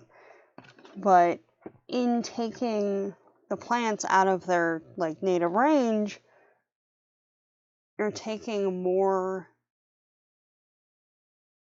of the community too. That also connects with how the Romans would conquer places and assimilate their gods. Apparently, this was supposed to show the god that the Empire just wanted to annex the people and land, and we're not at war against the god. Nothing personal, your divinity. Like, no, it's fine. You can stay. We just like want everything else. Like, no, they can still like be here and like worship you and stuff, but like it's our space now. Alright. Which is admittedly part of how the Empire grew so much, because, you know, there's a big difference between we have conquered you. I mean, you can continue pretty much doing what you were doing, just like, you know, with extra steps. So, like, alright, fine. Or, we have conquered you. You must now, like, do exactly as we say, because, you know, we won. Yay. Like, what? Nah, dude. Nah.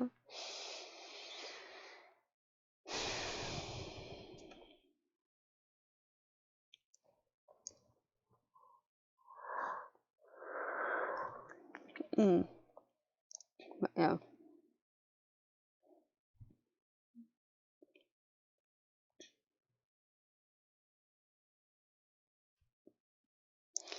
And then also, the idea that colonization and, like, there's a really strong link between colonization and colonizers, and the idea that particular plants in a certain space might be more tied to or more attached to the colonization of the place than the place and her people there.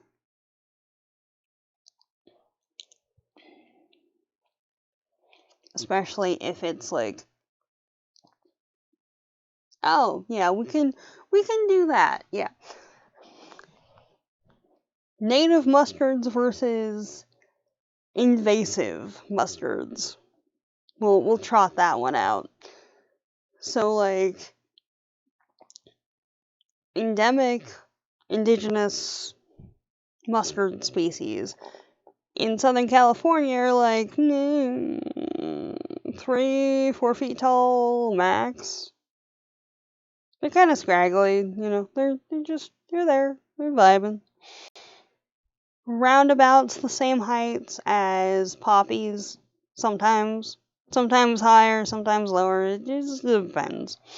They tend to kind of grow in the same spaces around the same time. However, then you've got Spanish mustard that, you know, the missionaries decided to plant along roadways because it was supposed to act as like a yellow brick road situation to show the route between missions.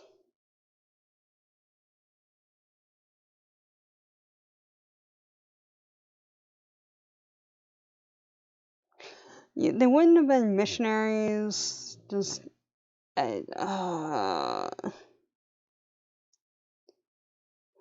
alright. I'm showing my like not Catholicness. Like I don't remember what the difference between like in that context, like the friar, monk, and there was another one that I can't remember. Okay, I'm just gonna look it up because my brain is having a day apparently. All right.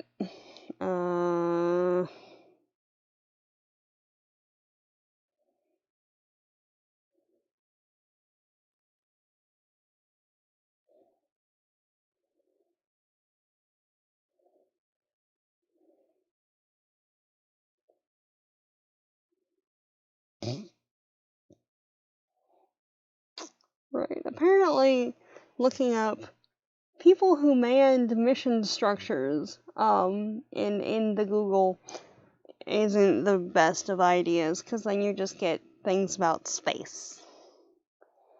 Alright.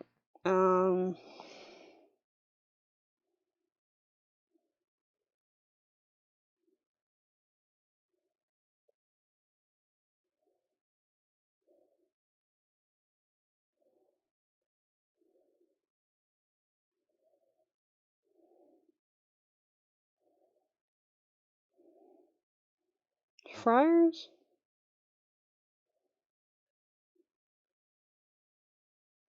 Priests?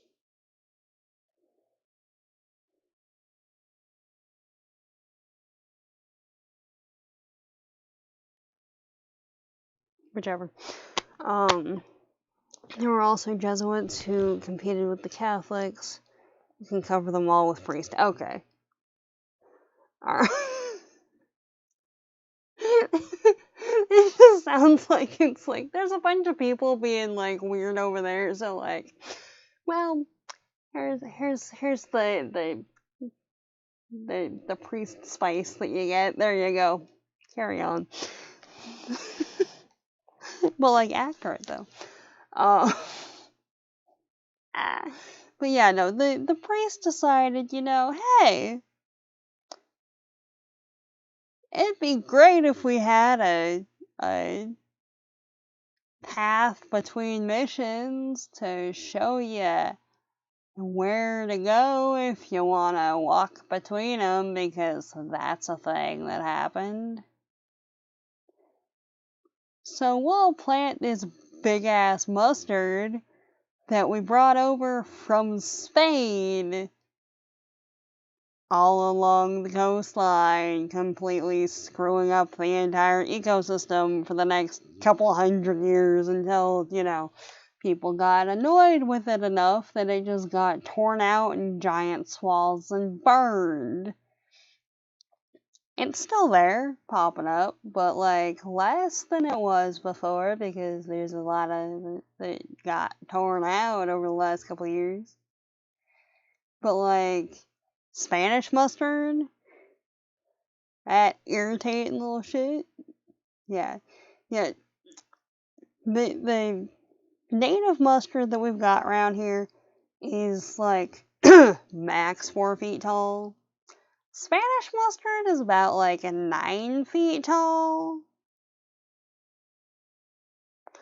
So like it blocks out all of the light to the lower levels. So it kills off the poppies and the native mustards and whatever else is trying to grow.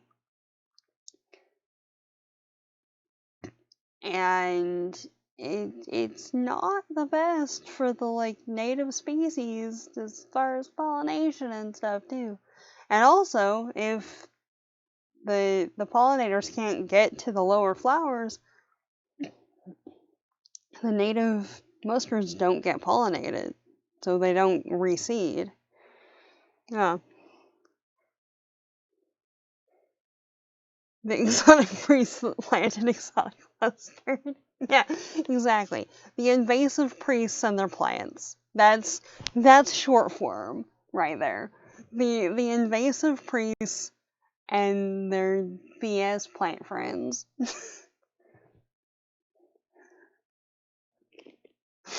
Ah, which like, here's the thing too. In a plant's native range, they tend to be more or less fine, because, there's natural predators, there's a particular climate controlled environment because of where you are, and if the plant moves out of that range, then they may or may not adapt.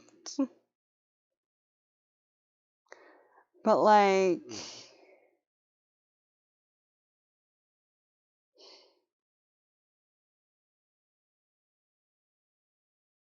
uh,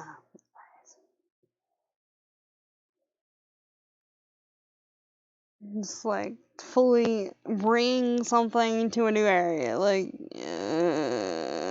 no. No. Like, it's a living organism that's going to try and take over the place. It's not a teddy bear. Leave it home, alright? Like, come on. If you need to bring your critters with you, fine, that's great. More power to you. Just, leave anyone that's gonna screw with the ecosystem at home, buddy. Come on now. Missionaries do tend to be invasive, yes. Yeah, right. So invasive to the environment. In all permutations of the environment. Because, the people and the nature and the social customs of said people in said nature space. I don't know what that voice was, but it happened, and we're rolling with it. It's fine. And yeah.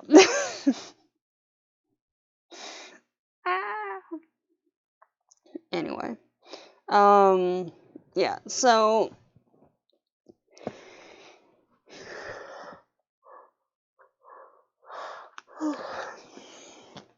between the Eurocentrism and the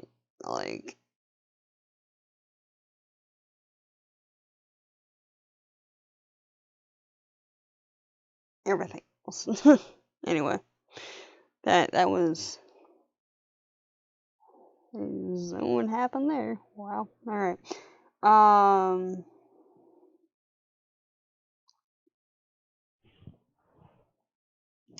Oh yeah. And now we've got section 6 is all talking about the flower production setup. So,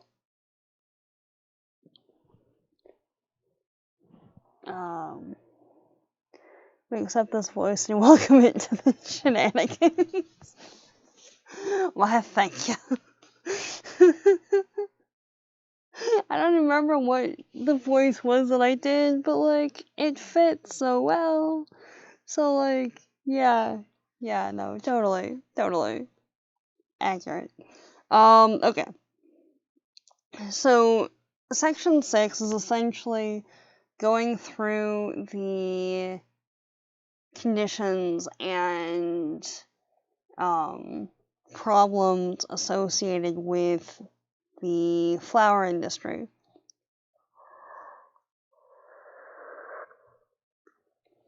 Which, incidentally, it never even registered that they might be flying flowers in from international sources to put them in freaking grocery stores or florist shops or whatever. That just seems like a thing that you don't, do as a thing, maybe.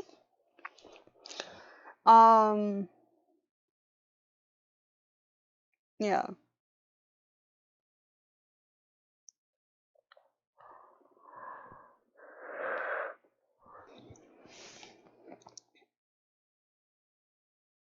Because on top of the issues with climate change and everything else, and the constant back and forth with planes, and the impact that has on climate and all that.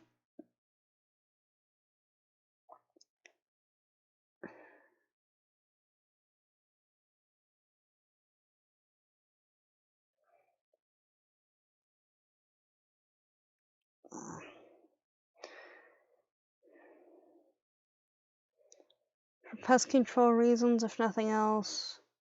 That's what the pesticides are for, I guess. Yeah.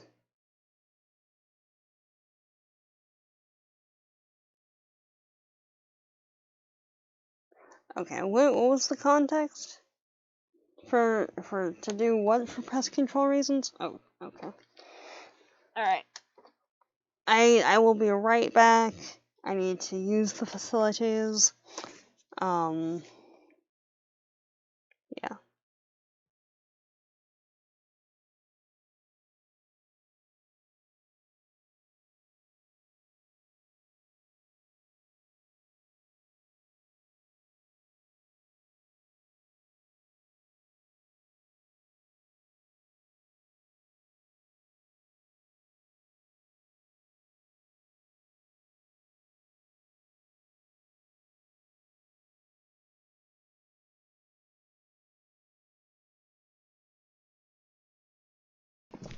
Where?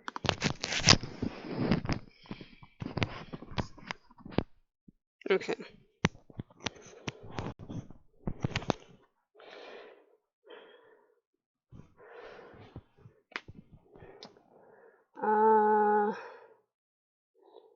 A lot of produce and flowers were grown in South America, so we can have them year round, but didn't really register before. Yeah, no, like it's weird, like because produce, yeah, like produce registered that would be a year round import thing, but I guess it's because flowers tend to be seen as like a more fragile structure. Like they were trying to find um, the most hardy kind of plant varieties and stuff. So it didn't quite register that would be an international shipment. So like you would have a local provider or a local like farm or something, which depending on how it's run could also be pretty bad, but like not as bad as being in essentially a sweatshop factory thing. Like, geez, man. And we're tiring. Are we close to final thoughts? Yeah, like, how much time you got, you think?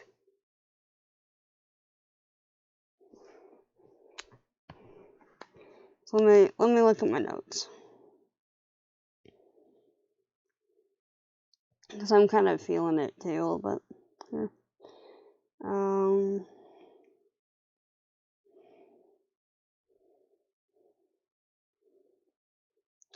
At a push, I could do like 10 minutes.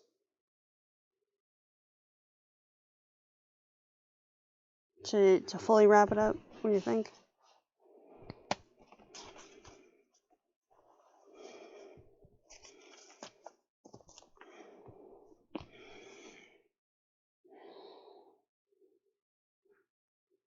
Okay.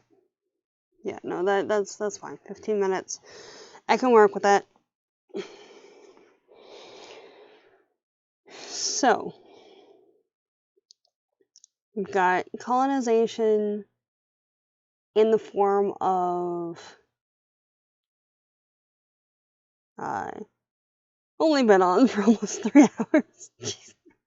Seriously, wow. Okay. That would explain it.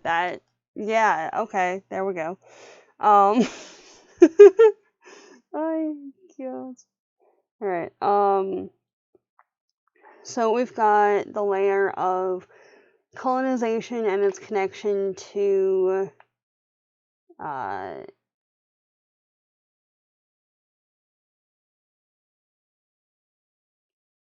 a feeling of ownership by the people colonizing an area to the plant life and, well, let's be real, like the life in general of those in the region being colonized.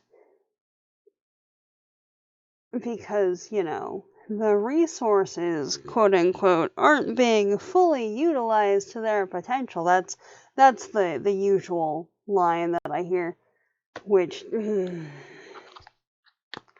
That's a whole lot of BS right there. But alright. And the idea that there's a lot of problems with just the general health and safety at those like massive flower farms that supply the often pre-wrapped bouquets to like grocery stores and things like that. And well, everyone's in the middle of having to do this grueling job that has very little benefit to the community or the world at large, really, and it's really bad on the environment for the amount of pesticides and herbicides that have to be pumped into everything to make sure that it's running properly. And yet, they have all of these slogans on the walls and on the uniforms saying how happy everyone is, how amazing it is to work there, how it's great, and that's kind of become the quintessential description of like Orwellian slogans. You know? And also these like highly cultivated roses, like they look nice and all, but in doing that, the entire soul of the plant is suppressed. Like, most roses that are on the market now don't have a scent, or if they do, it's very minimal, because they're bred to look nice, they aren't bred for scent.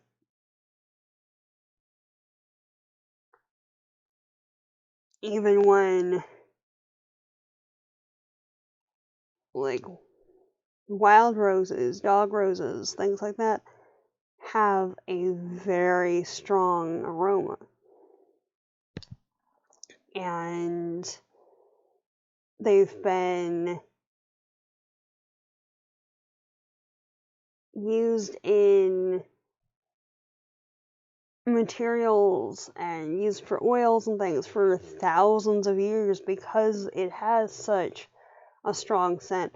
And now it's reduced to like you have to literally have your face in the flower in order to get pretty much anything for most of them. It's insane. Yeah, very new speak. Yeah, exactly. Exactly. And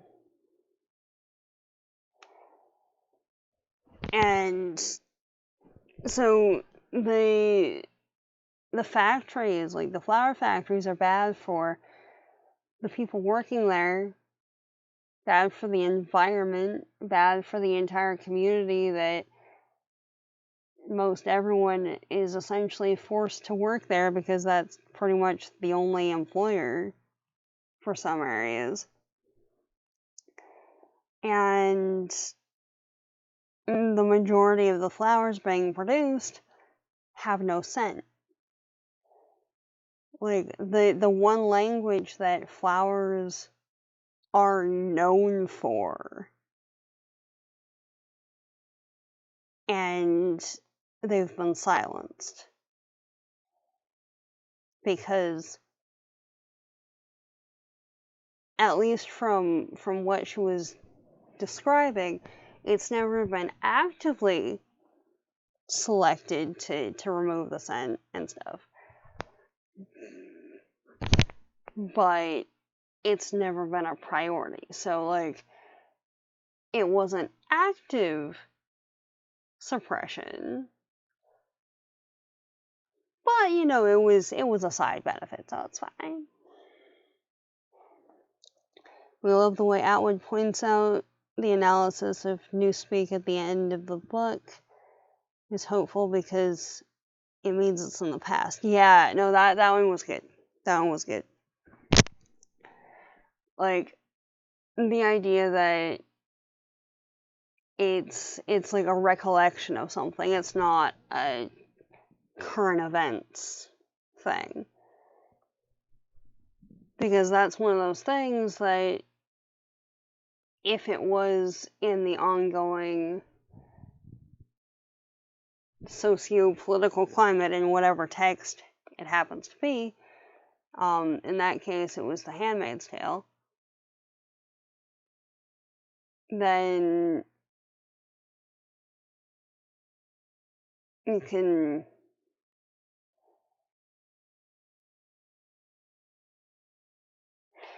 kind of see a light at the end of the tunnel, as it were.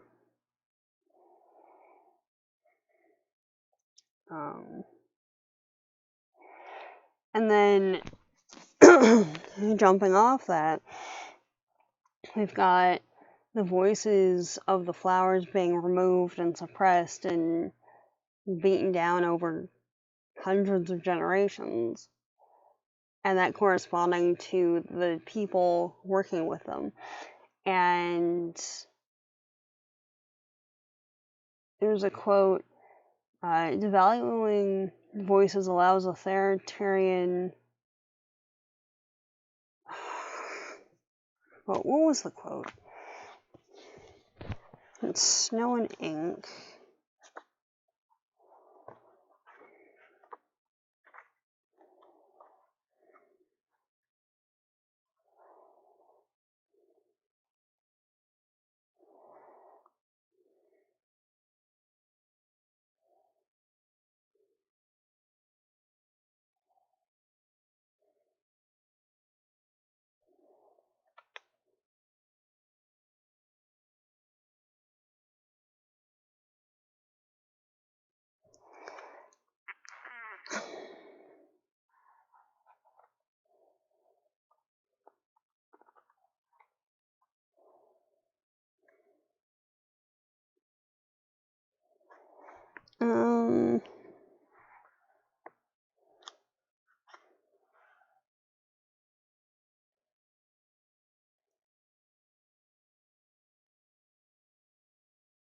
Is this one? I just like randomly flip to a page. Is this? No, it's one of them at least. Okay.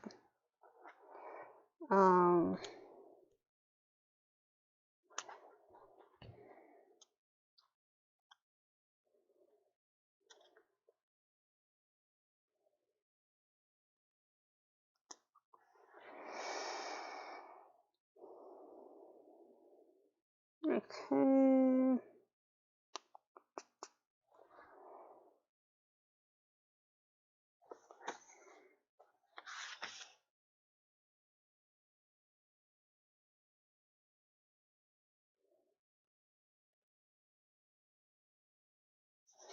There we go.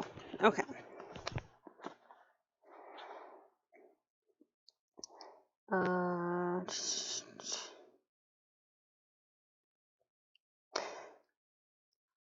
Okay.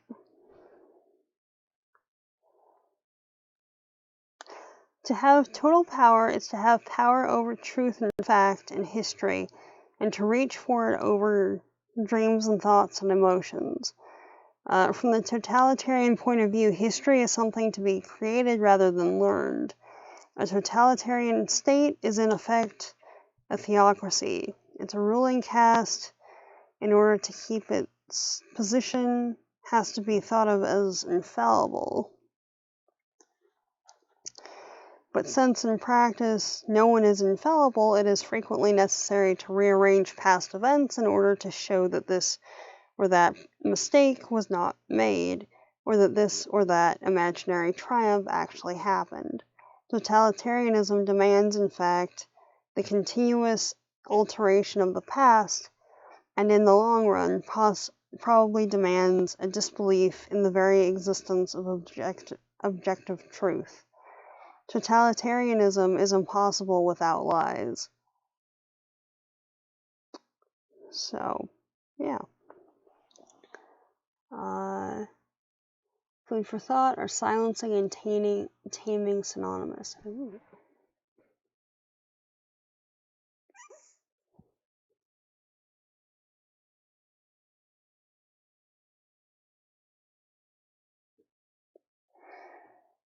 Hmm.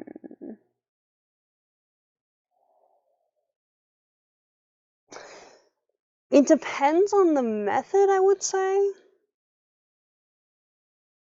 Probably. Like, it. I would. That's a good question. Just like off the bat, no context, I would say it would depend on. Um,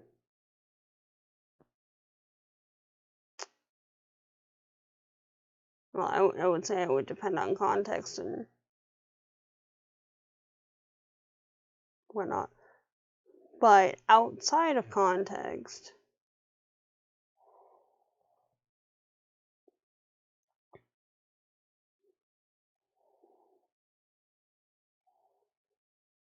taming sounds like it would be a less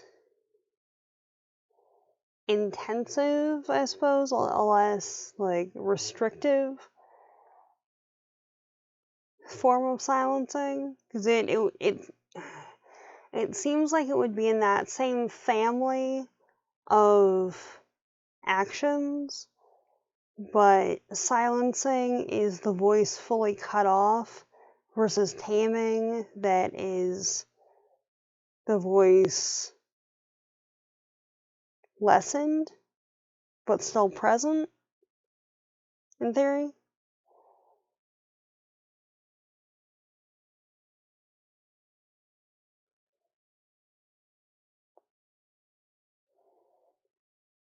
Or you could you could take it as like um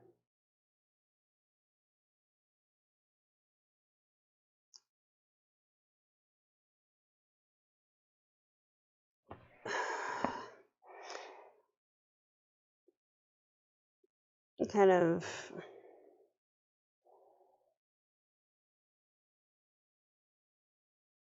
hmm, I don't know. That is a very that's a good one. That's a good question.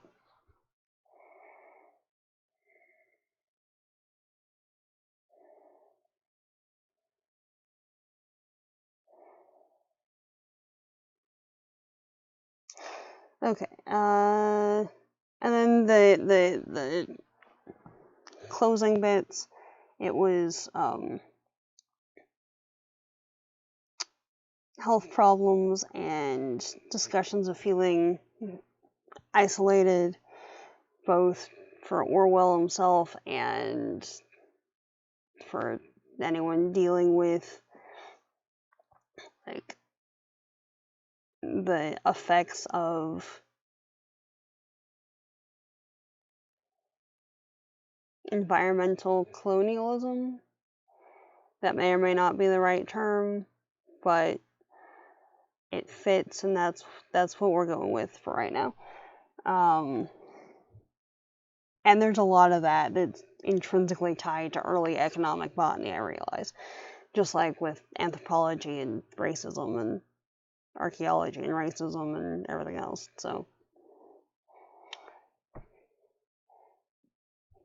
I love my field of study, but like, oh, there's some issues in there. Oh, ay, ay, ay. Anyway, moving on. And then we've got Orwellian becoming a term to describe like the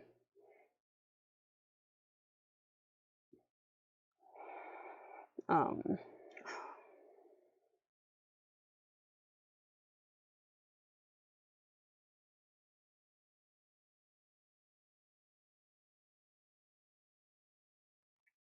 issues associated with things.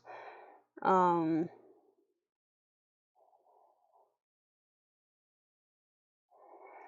and I just have a note. I don't remember what it was connected to, but I have a note from section 7, chapter 3 that says giving voice to or describing the problems of totalitarianism to not only liberty and freedom, but to thought and identity. So, there's that. And then there's, like for chapter 2, there was a discussion of, for like centuries, a person's worth, especially a woman's worth, was associated with virginity and being married off in the bloom of life, because at that point the native English roses only bloomed in the spring, so by the time the flower was a bit older, it was either kind of a withering bloom or just the rose hips. And there's mention made of how the rose hips are beautiful in and of themselves, and they're useful for medicines and everything else. So that was pretty cool, turning it around and stuff with that, to kind of redo the narrative on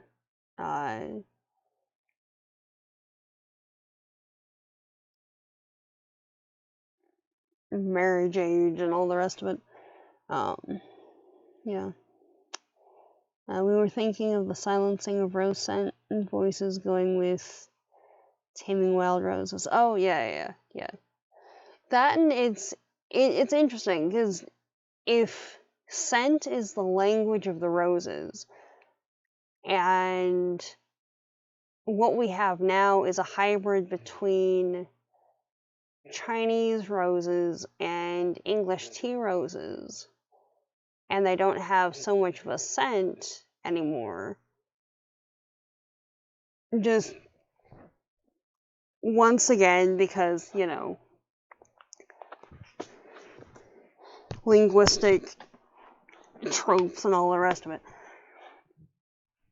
taking human experiences and implementing them on to plant life and all of that, right? I've tried learning Chinese at university. I lasted one semester. There was a whole lot of other stuff going on at that point, so like that didn't help any. But I tried learning Chinese.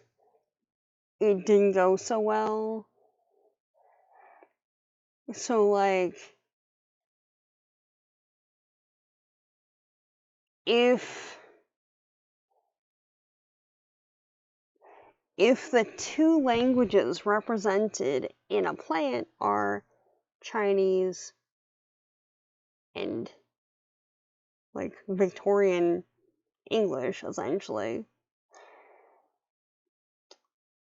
there might be some kind of interior conflict. Just like if someone is raised in a multicultural household, one of the things that I've heard a lot of kids from mixed families, or mixed, what would be the right term, like mixed race kids have said, is that a lot of times it feels like they don't belong in either world entirely. So I was getting a little bit of that too, with like, or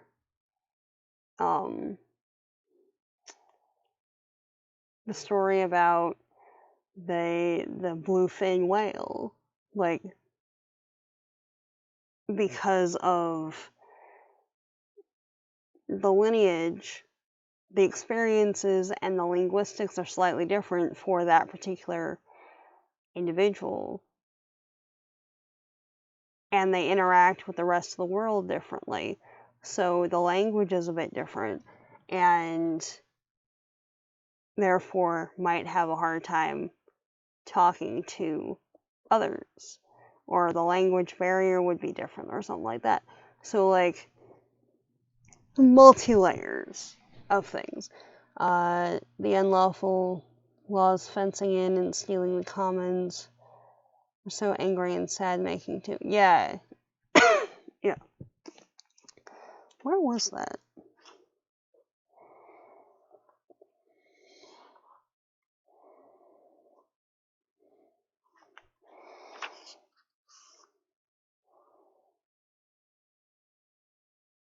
Enclosures. Yeah, okay.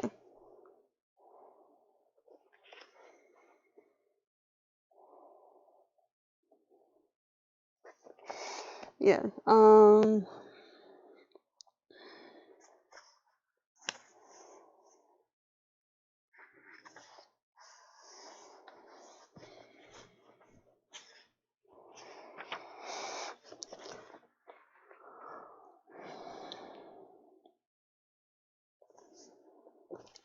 yeah. Yay, 1750. Whoa, so fun. Yeah, no, like,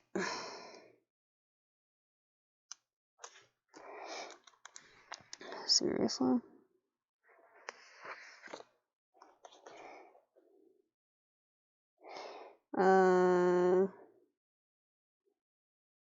Racing villages and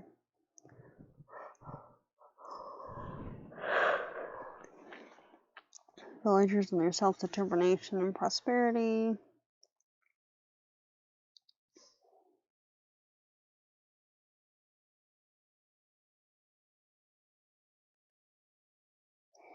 Got rid of open field villages and common rights, and contributed to the late 18th century's crisis of poverty.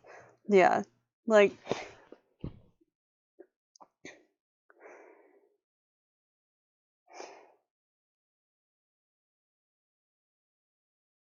on top of everything else, by and large, people were, like, there were some hard times, obviously, but, like, people were just there doing their thing, and then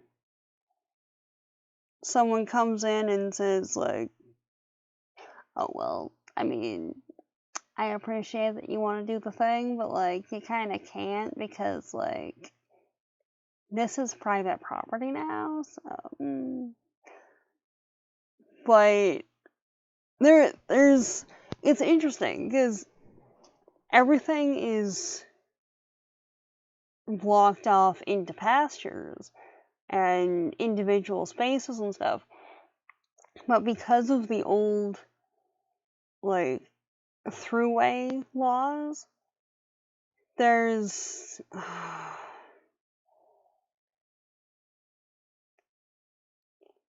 I should be able to find it somewhere. Let me see if I can find it.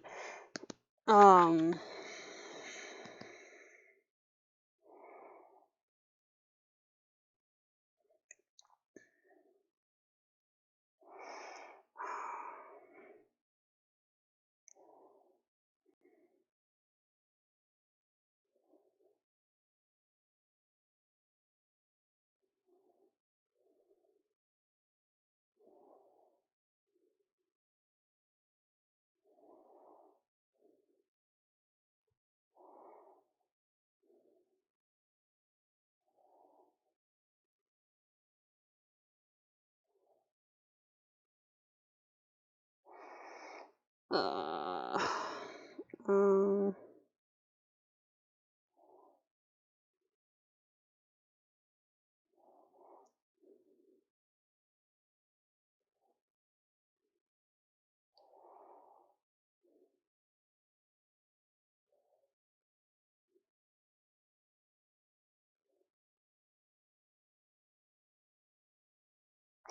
okay, so just I was trying to find the name of, because, like, I don't know what it's called after, like, an extended period of time of not being over there, but, like, I can picture it in my head, right?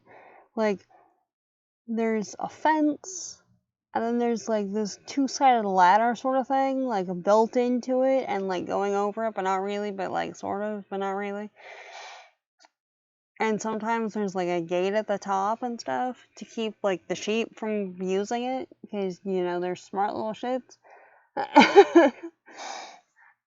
And they're there because of the old travel laws.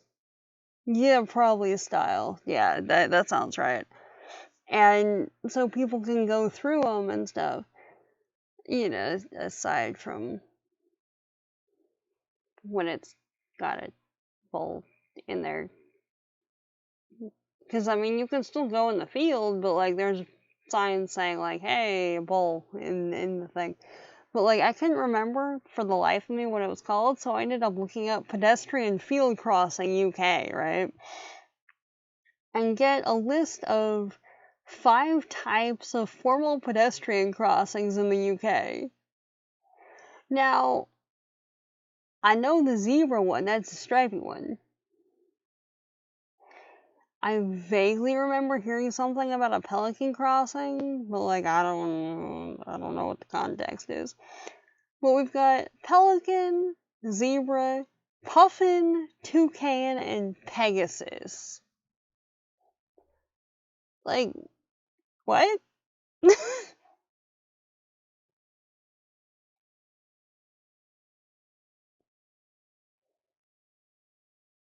Like, it doesn't have pictures. I just want a picture to see what the reference is. Like, dude. Okay. Yeah, zebra's a black and white stripe thing. Pelican has amber, red, green signals facing drivers, and a red man, green man signal on the opposite side for the pedestrians. Yeah, so a regular stoplight. Yeah. Puffin crossings differ from pelican crossings, as they don't have a flashing green man, flashing amber signal. Okay?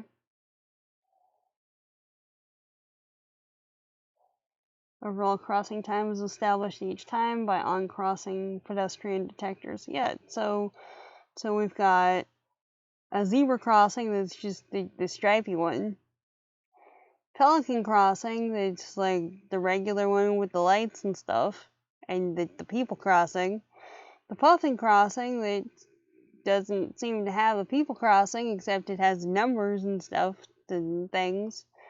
The toucan crossing that's designed for both pedestrians and cyclists and it's typically used adjacent to a cycle path.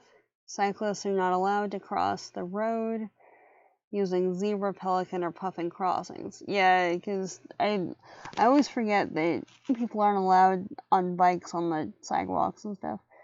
But included green circle symbol alongside the green man. Pegasus crossings are similar to toucan crossings, but have a red-green horse symbol and higher mount push buttons to allow horse riders to cross. It's an equestrian crosswalk thing. That's cool. That's cool. Alright? Yeah. Type of crossings only used where many crossing movements are made across a busy main road. Equestrian crossings can be for horse and rider alone or combined with cycle and or pedestrian facilities. In both cases, a holding corral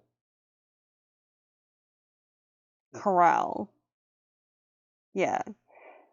A holding corral segregates horses from pedestrians. Like that does say corral though, right? Right there? Holding corral? That's one of those things that it's spelled the same way for both, isn't it? I think so. Yeah.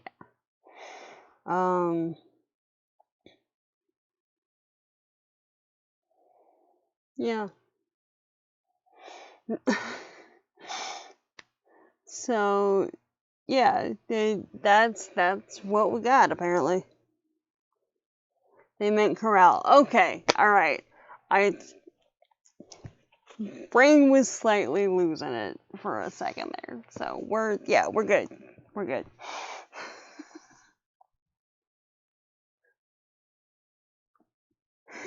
Uh, anyway, any final thoughts on stuff? Like, I'm trying to figure out a rating for this guy.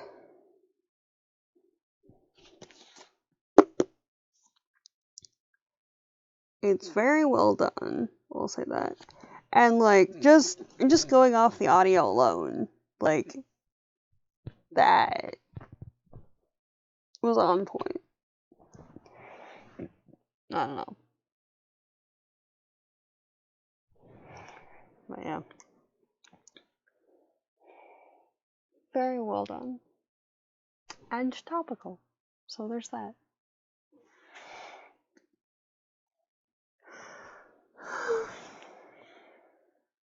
It was a good book which generated great discussions. Indeed. Indeed, it was. Yes.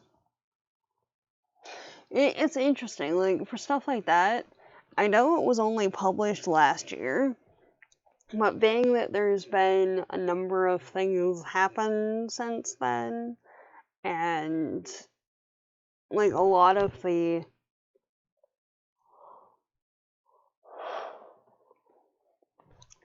focus was on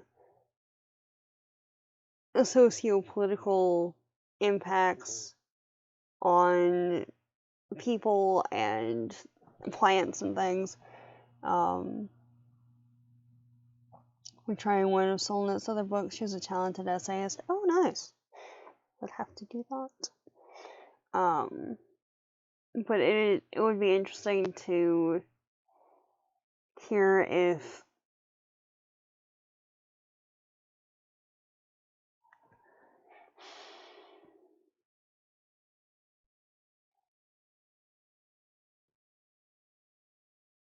I don't know anything changed in our perceptions of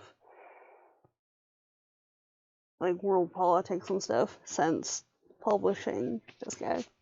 So yeah. Anyway, yeah, no, I would be interested in reading some more of her stuff. Where was that?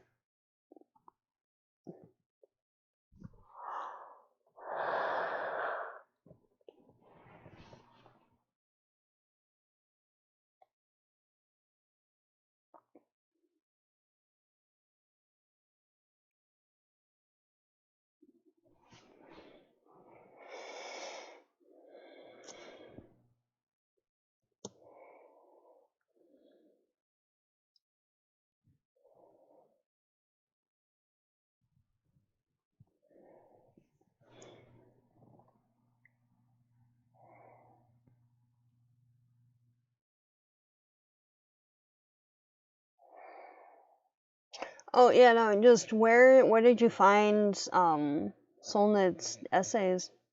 Just because that would be an interesting thing. Yeah, and afterward, reflecting on stuff since the occupation would be interesting.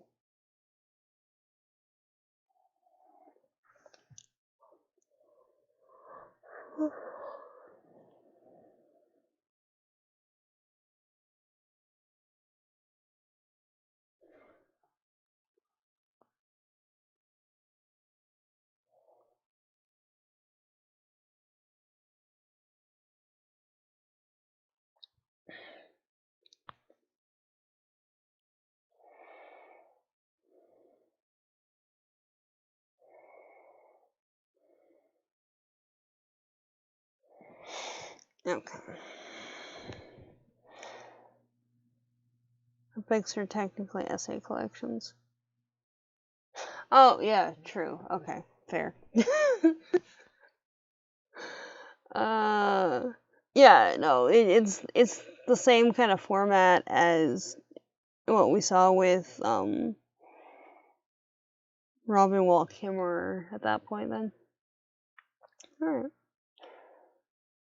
right. She writes them by writing a series of connected essays, which then serve as chapters. Yeah, no, that's a good way to do it.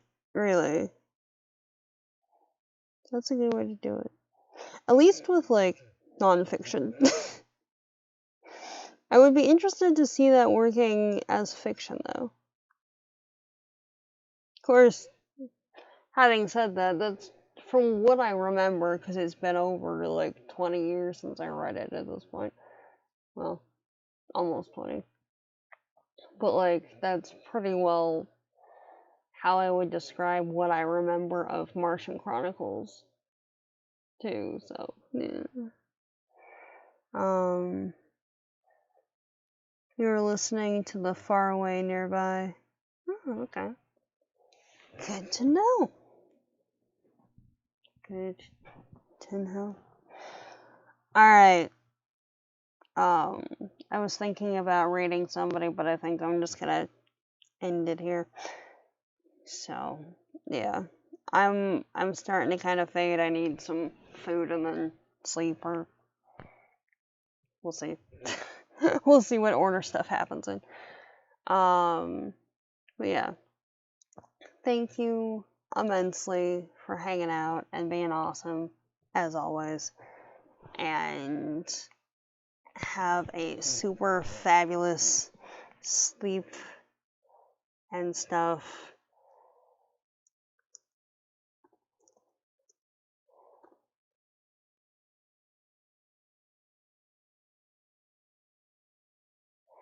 Hugs. Hugs for the honeycomb.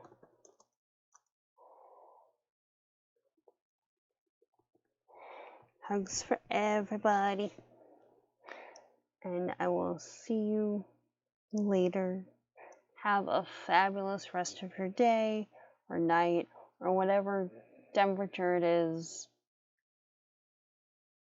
I'll see you later. Bye, everybody.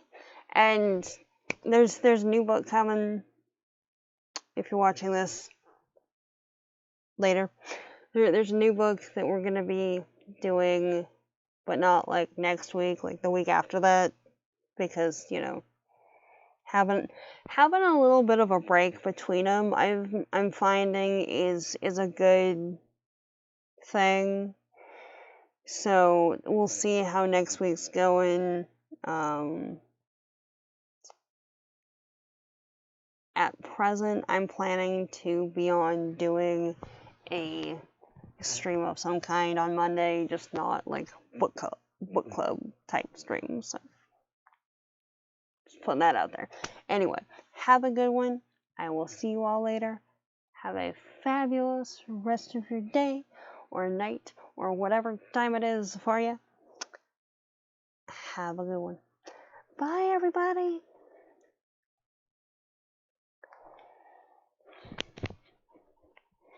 Yes, check the Discord. Thank you much. Yeah. Alright. See you later.